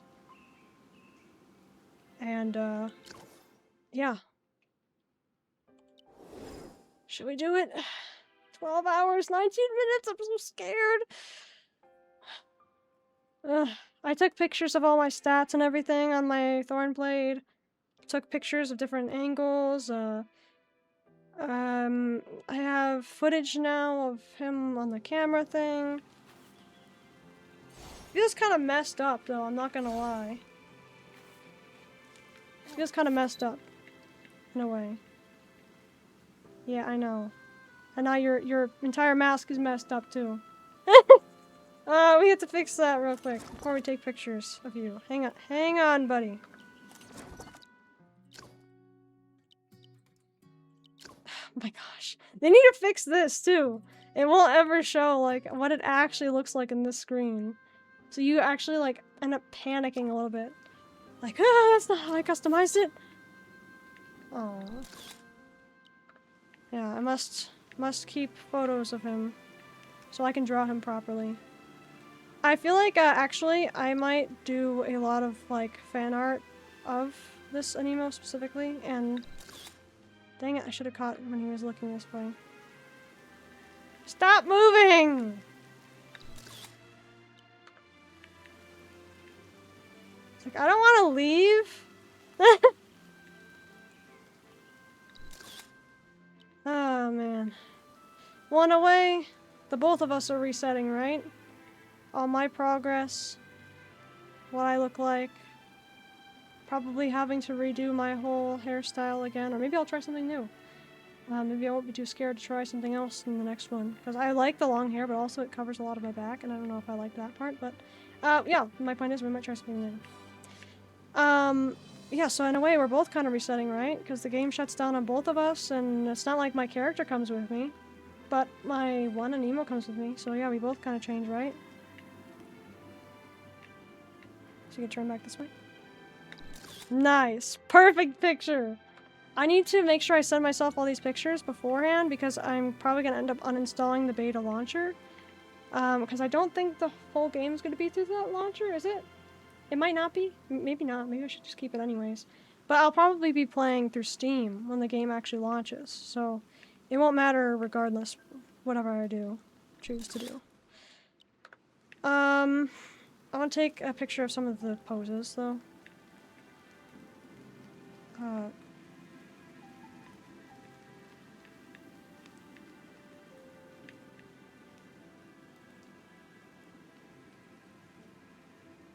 I have some of this pose already. That's exactly what I wanted, is I wanted to cause that right there.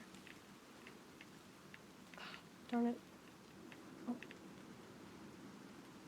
I wanted to get rid of some of the grass with that visual glitch just so I can get like a more clear visual, but yeah.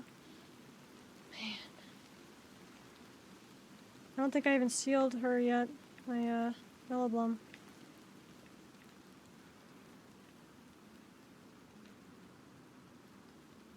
I'm hoping I could be able to pause the stream back at any point and just be able to see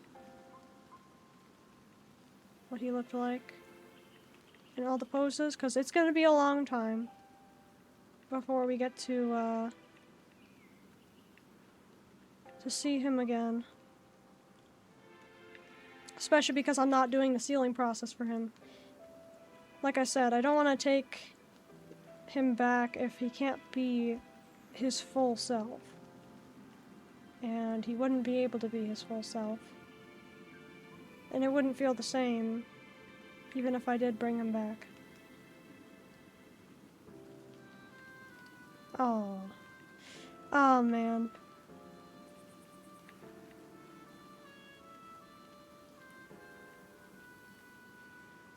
Yeah, this is his, happy pose. The heart pose. I think all of them have, like, a heart or love pose. I don't want to get the hearts in it, though. I want to get just the bow. Could have done it lower. Hang on.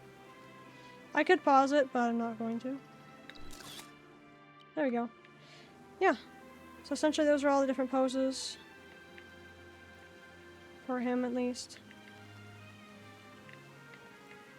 You know, I could have tried doing some of the filters and stuff. Oh, that's on yourself. Okay.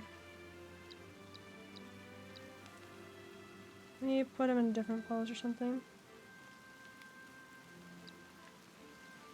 I like how he changes so much in different, like,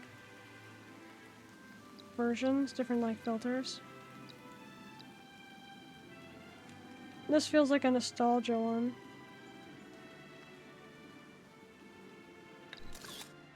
Oh. Pause him.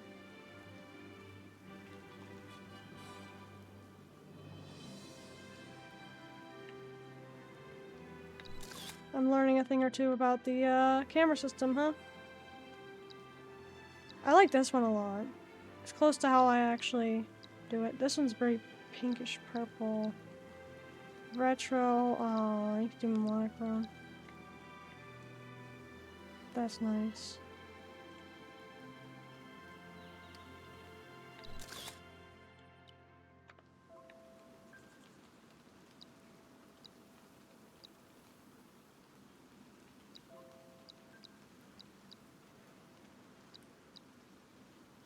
We should do the monochrome too.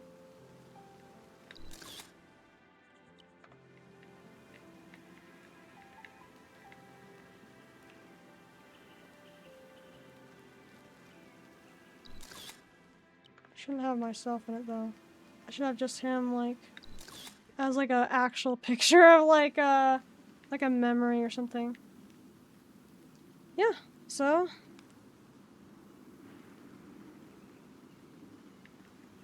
I like how much you could do though, like you can move them around and stuff. Oh. Oh, that's cool. I can get a different version of this pose. Wait, hang on. Because he is looking at me and I didn't turn it off in this one, I can get a different version of the same poses. Wait, that's actually really good. Hang on, hang on.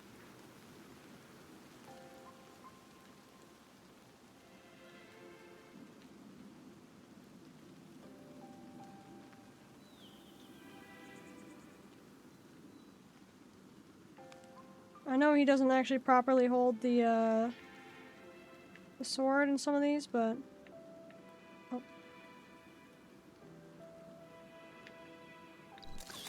I'm gonna try to get that, yeah. There. Perfect. Okay, these are gonna be my references for drawing now, so if you're wondering why I need so many photos. I want to be able to draw it in, like, in any pose, pretty much.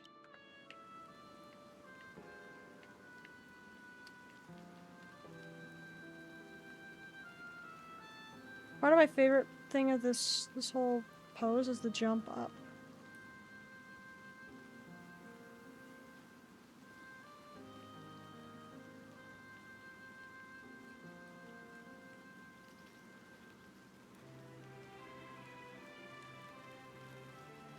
This is actually really useful too, getting to see it in slow motion.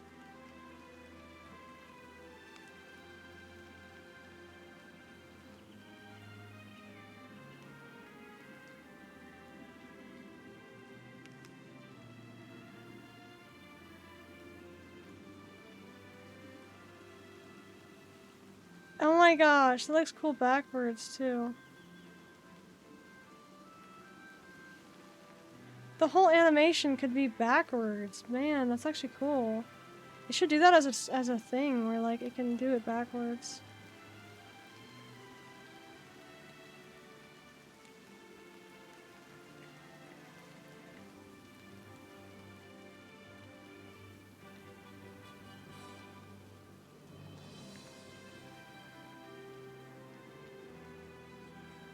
She doesn't exactly look like she's looking towards him, but... Perfect. Yes. Alrighty then.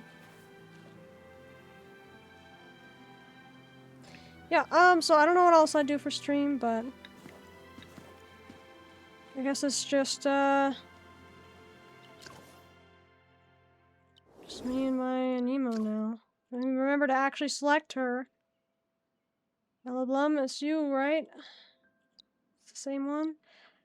Should I try to transfer his stats to her? Should we try that? Oh, I want to name him before we leave, too. I don't know what to name him.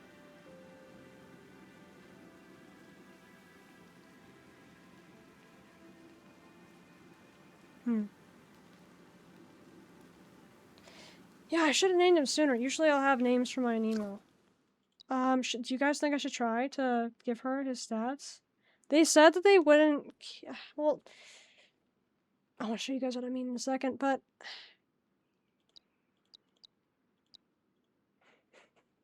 Maybe I'll keep him with his stats, and it'll just be like a legendary, like... Yeah, he has all his stats, and yeah, let's just do that. I'll train her up just to see a little bit as far as how it's gonna work. So this is when it... Those convert to those?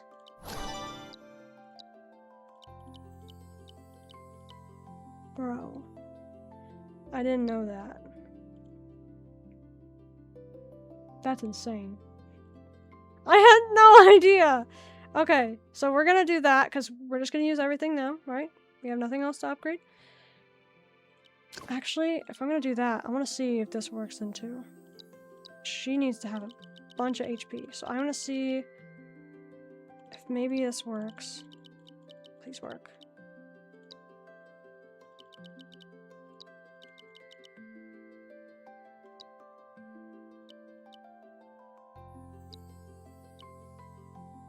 She doesn't really need much attack. I'll give her a little bit, but maybe she'll take some break too. Yeah, so she is as far as I can upgrade with that right now, and do you guys see it now? This is how far she is, each one.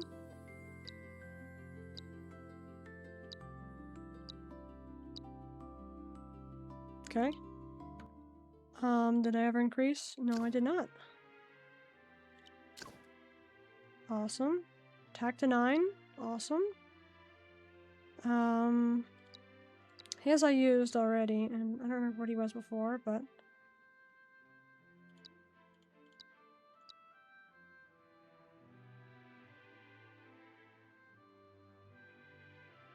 I see that that's what happened.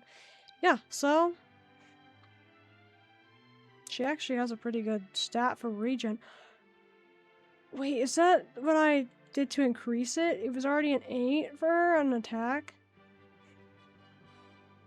Because people said you can get a 10 across the board, and that's really rare. But yeah, so we just upgraded her to what we could for her. You guys are seeing it now. And then we can choose her for our seal.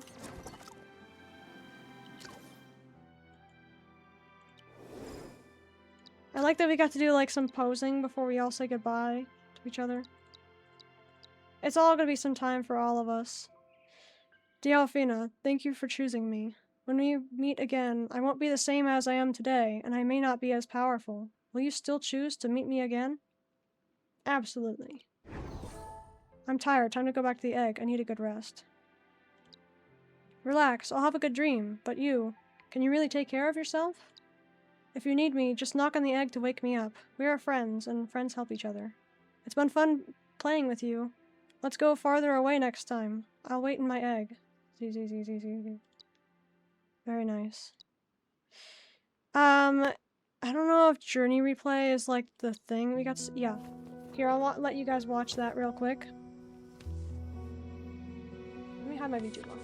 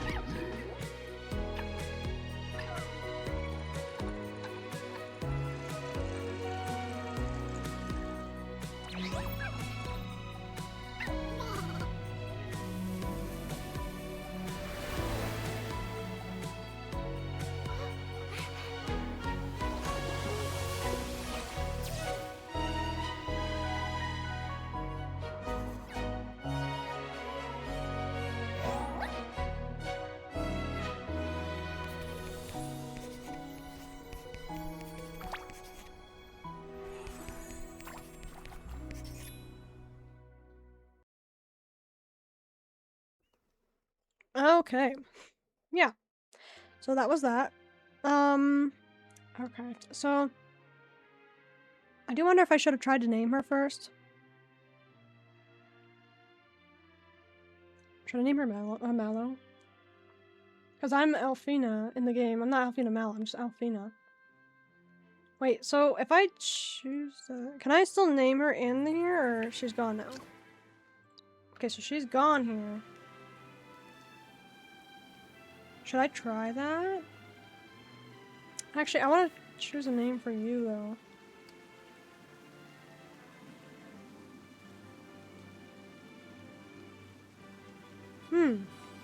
I know just the name. I think I have the name. Aether. It's perfect. I was trying to think like what's comparable to Prismana. Aether. Thank you for being my knight. We will meet again in the next life. Farewell, my friend. This will not be the last time we see each other. I swear it.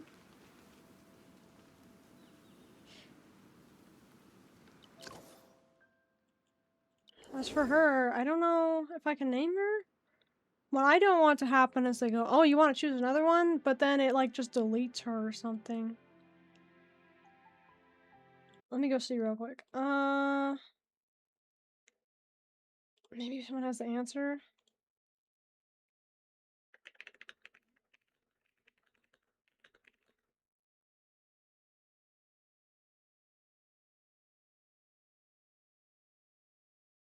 I'm so scared. I just went to the Aniimo Discord and someone says, imagine they let us hatch our sealed Aniimo, but they all come out as 6-0 commons. I would scream, cause she's my perfect.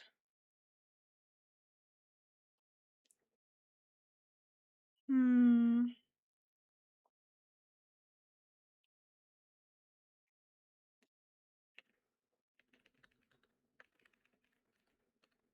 Uh.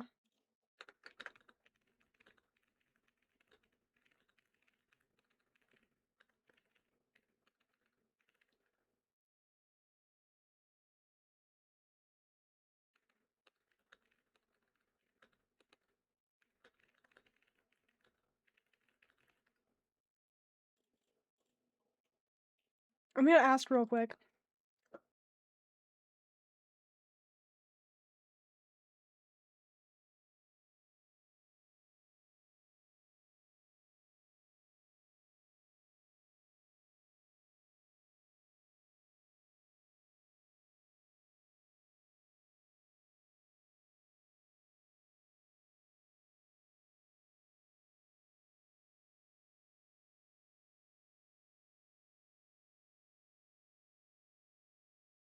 Maybe someone won't have the answer, but it doesn't matter too much. I am just curious to see what they mean by it's not the exact same one. I want to know if this will be like one of those things we'll be able to tell. If they'll like keep our nicknames too. I don't want to lose my perfect though. Hang on. You have chosen Melloblum in the egg. Changing the Aniimo will cost stealing attempts. Remaining attempts.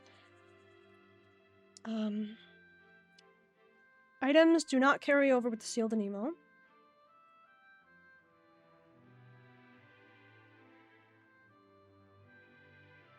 What will carry over besides the sealed and the accessory? What?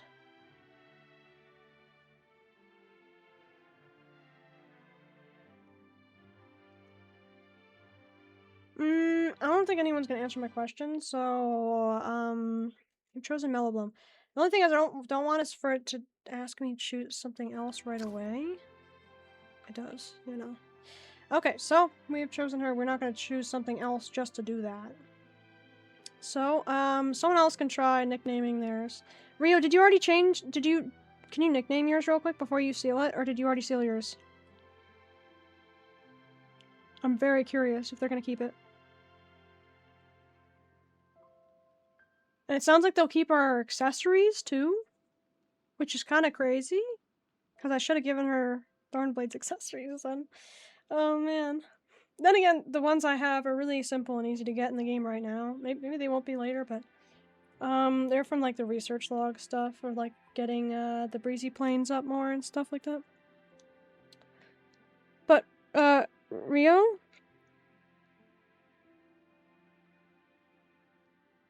Did you seal your pebbling yet? It's too late for me. But I just want to know that you did it or not. I just want to make sure she's sealed. I want to make sure she's still there. This is gonna be the perfect way of testing. All right, she is. Yeah. Aether. Man. We'll meet again, Aether. I didn't yet. Please nickname your pebbling before. I can't nickname Melloblum to Mallow. I can't nickname her because I already chose her now. I'd have to like switch it to something else, and I'd probably put it back in my box, and then I'd have to name her and then reseal it back. But that takes all 3 of my attempts. I don't want to do that, anyways. So since you haven't already sealed it, you should nickname it. I want to know if they'll keep the nickname. I think that will be the real proof of, are they actually keeping the whole Aniimo, or are they just generating something else and just keeping things in mind? I did nickname it? Yes! Please! Please! Please! Yeah, okay. And took screenshots of stats too. Okay, awesome. Cool, cool. Did you give it any accessories? Because people said the accessories will stay on your Aniimo that you seal. Or something like that.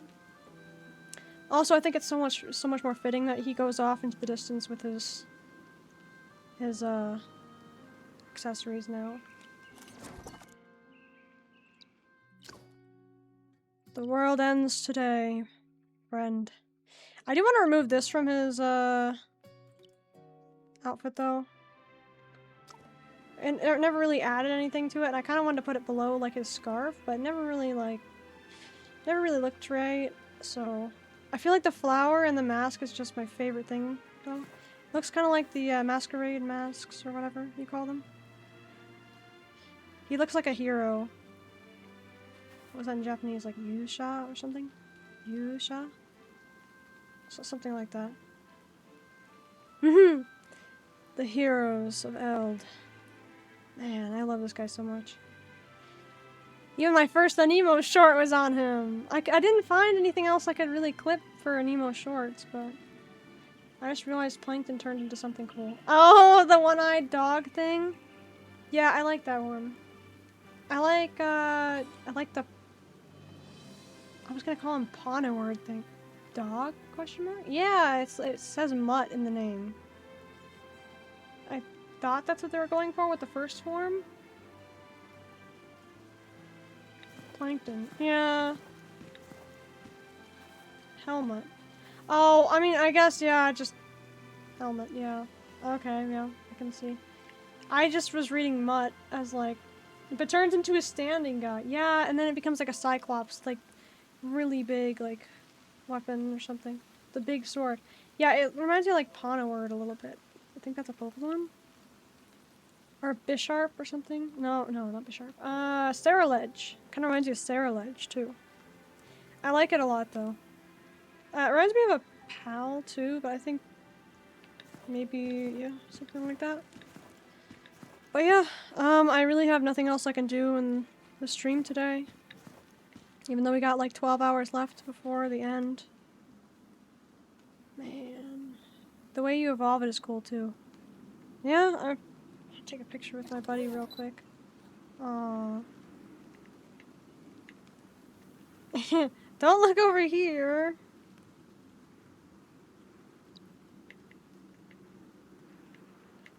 Oh my gosh. Or he just strikes at me like, what the heck?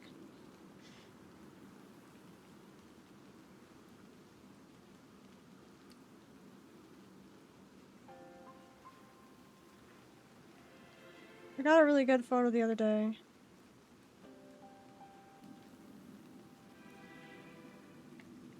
Kind of looked like he was holding my hand or something, and I was like, aw. Something like this. I think it'd be a cute picture.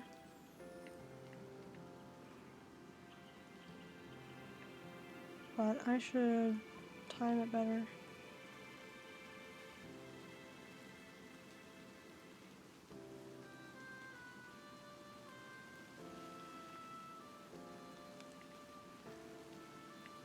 It's like a optical illusion to time things properly.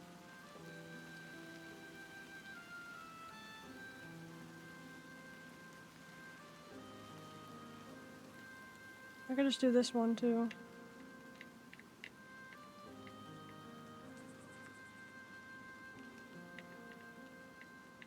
I wish there was a little bit more like poses for our characters. Because otherwise I'm leaving my character kind of just like staring blankly. She's just like...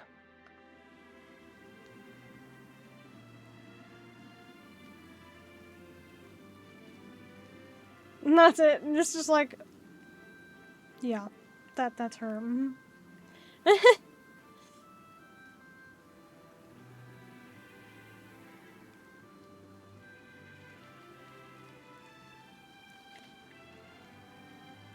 Oh, I could actually kind of like line it up that way, but I'd have to like increase the... What is it? What is it under? What is it under? Focal length? Oh yeah. Have to unblur the whole thing. Range. This is like a reassurance kind of thing. Nice. Alright. Yeah. Alrighty then. We've said our goodbyes. We don't know the path that lies ahead, but the only thing we do know is that we will surely meet again. Isn't that right, Aether? I think he's in denial. He doesn't want to. He doesn't want to think about it, guys. Oh my gosh. I feel like they gave Aniimo so much personality. It's something that I don't often feel in the newer Pokemon games, but maybe that's just me. Power World does that well too. They give them all like personality and stuff. I feel like if the personalities in Pokemon played into kind of played into their animations again, like how I think Black and White it did or something, or maybe something it did. Something it definitely did. I think it'd be cool if the animations played into kind of like their personality a little bit for Pokemon or even Aniimo, honestly. Like, I like, well, I mean, maybe not. I don't know. I like whatever he is right now. I think he's cool. Oh, one more thing before we can't play this game for a long time again. It took me forever. I was very blind. I realized that when you have the personality combat bonus, there's also a housing bonus. So I think even if I, like, because ideally there's a certain stat I'd want, kind of like personality, for him to be like the quote-unquote meta for his kind of type for being an attacker, right? But essentially, he'd be a glass cannon if I chose that. But instead, I kind of have him as like, he's like tanky. He's a tanky DPS, and I can see that now, because he is able to take things that should be effective against him really well. And he's really my favorite for that reason too, honestly. Like, I've upgraded him so much. Even before that, I felt he was like such a really good one. But you have all these too, so this would be another reason I wouldn't want to change that. Because look, increases Aniimo's work efficiency by 20% when assigned to funnel factory table. Increases Aniimo's work efficiency by 20% when working on Claw Game Cooker, which of course I'm probably going to be using him with me all the time. He's probably not going to be on the base, but in the event that I ever wanted to do that, he could. And you know what? I didn't check Melloblums, but that's okay. Sad to see a slot missing, but I feel like it's even more sad knowing all these will just go back to the wilds, right? But at least we're getting reset together, me and Aether. Oh, I just realized we're both A names now. Aether and Alfina. And then Mellow when we get to name her. I wish I got to name her beforehand. Didn't think about it until after. Like, I didn't actually think that it was going to do that, where it's like, okay, oh, you already sealed it? You can't just, like, unseal it. And you have to switch something else in place of it. It's like, oh, okay. Like, that's okay. I'm not gonna take it out. I don't want to risk it to just disappear and, like, not there anymore. Like, I don't want that. Yeah, so, increases Aniimo's work efficiency by 20% when working on Carousel Mill, which I don't know what any of these things are. I think we saw the Carousel Mill inside the little, not claymation, but whatever that thing was. That we saw with the person with her fen tuft. It was very cute. Increases Aniimo's work efficiency by 20% when working on a crafting table. Nice. Oh, I'd also one more thing before we go. I want to say that, like, 2 of our Aniimo parts of our video, I think it was part 4 and 3, both got random, like, copyright things where it's like, oh, you could lose potential earnings when you actually get the ability to make money on YouTube. And then it's 2 random people that I don't know, like, 2 completely random different things, claiming, like, 40 seconds of Aniimo songs. And I don't know what department Aniimo's music company is or whatever, or if I should just say, like, no, these are Aniimo songs, or like, what? Because I listened to the other songs that it's claiming they are, and it doesn't sound like them, so honestly, I don't know what they're on. Probably the AI flagging it again on YouTube, but I pretty sure Aniimo makes their own music. If they don't, isn't that on them? I don't know. I don't know how that works. Maybe someone can let me know in the comments when this is a VOD. But I have no idea how that works. I have not challenged the random copyright things or anything, because they're just claims, they're not like strikes. It just says, oh, you have potential losing like money if you even get the requirements to make money off of YouTube, because they don't meet those requirements right now. But yeah, I don't know how that works. That was like that's my closing thought right there, because I hope I could be able to play the game without getting constant, like, not strikes, like I said, but like claims on my videos, because it's annoying to have to like be like, listen to these things, like, no, it doesn't sound like it at all. Or, oh, it was 30 seconds of me going into one menu that happened to have a song that sounds a little bit similar. It's like, I don't think that's the same thing. Because for one, the full song did not play. I think it's just crazy. Yeah. Well, Aether, I think it's time we depart from this place. I'll stay with you to the very end. However, the game will be shutting down in like 11 hours, so I'll be asleep.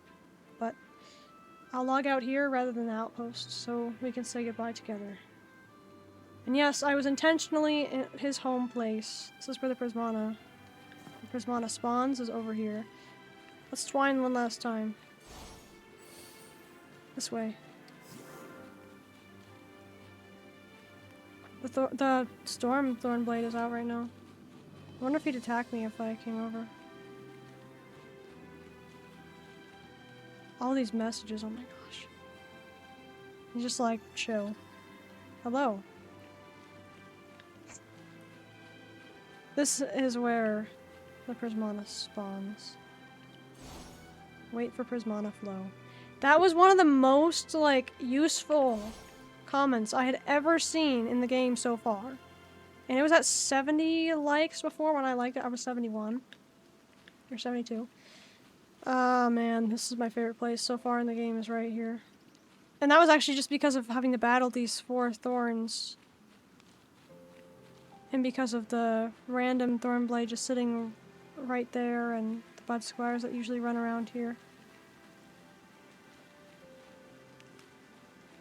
It's really cool, yeah. Also, I think it's adorable that the bud squires like get so excited when they see Thornblades. Yeah. This is where it would be, though. And on that fateful day, we will find each other once more. Isn't that right, Aether? Ah, don't do that! Oh my gosh. Alrighty, guys. Though it was a pretty short stream of me pretty much doing nothing but talking about my experience so far, and of course, different features and whatnot, and things that I feel like should change. Progression overall feels good, but it's a little bit fast. I feel like it's going to be grindy. It feels a little bit suspiciously fast, but I'm assuming it's because it's beta. And yeah, that's pretty much my thoughts on it so far. I'm expecting the game to be a little bit more grindy when it starts. I don't want it to be much more grindy than it is, but I felt like there wasn't that much grind, honestly, so far. It's just gonna be the stamp collection, really, when it comes down to it. For me, at least. I don't know how everyone else is gonna play the game, because I feel like there's so many different routes you could do it here. But overall, I've enjoyed my time in Idle a lot. I feel like this game is perfect to stream just because of Beanie and everything, and how you're like technically a streamer that's coming here to advertise Idle to the world of Astra or whatever. And I feel like it's very fitting, especially for our day and age. I feel like it's perfect, yeah. Character customization is amazing. I might do things a little bit differently when the game starts up again. I'm really excited to see what's gonna come from the full release. Again, I really hope that you all have been pre-registering. I really hope so, because I really want to get that free outfit, guys. That'd be amazing, just to get this outfit unlocked for everyone who pre-registers. We're so close too. I mean, I say we're so close, but like it has to be 30 mil. We're at 18,929,141 right now. It's going up every day, and yeah, I really recommend. Even if you don't know if you're gonna get into the game, honestly, if you guys heard what I was saying earlier about how I wasn't sure how I was gonna like the game, coming from someone who's an ex-Genshin player, I was worried too, but this beta actually changed my mind even more than what I thought. Like, I was really excited to play from the first place, but I had worries that it was gonna be just like Genshin as far as the gatekeeping, but it's been light years better than I thought it was going to be, and it blew my expectations out of the water. So I feel like even if you guys aren't sure if you're gonna play it, you should still pre-register, especially because then you'd get access to an outfit for free that you can probably dye, and seeing how dyeing works in this game and that they will probably fix their issues with the dyeing system, I think it's gonna be worth it. I think a lot more people that were unsure if they'd like this game will like the game, and I can't wait to see what comes of the community and everything that the Pathfinders and Pawprint are building together right now become. Without further ado, he fell asleep! Wow, how rude! No, I'm just joking. Oh my gosh. Without further ado, let's meet again, Aether. And you guys too. I hope to see you guys in Idle when the game releases officially. See you then, Pathfinders! Bye!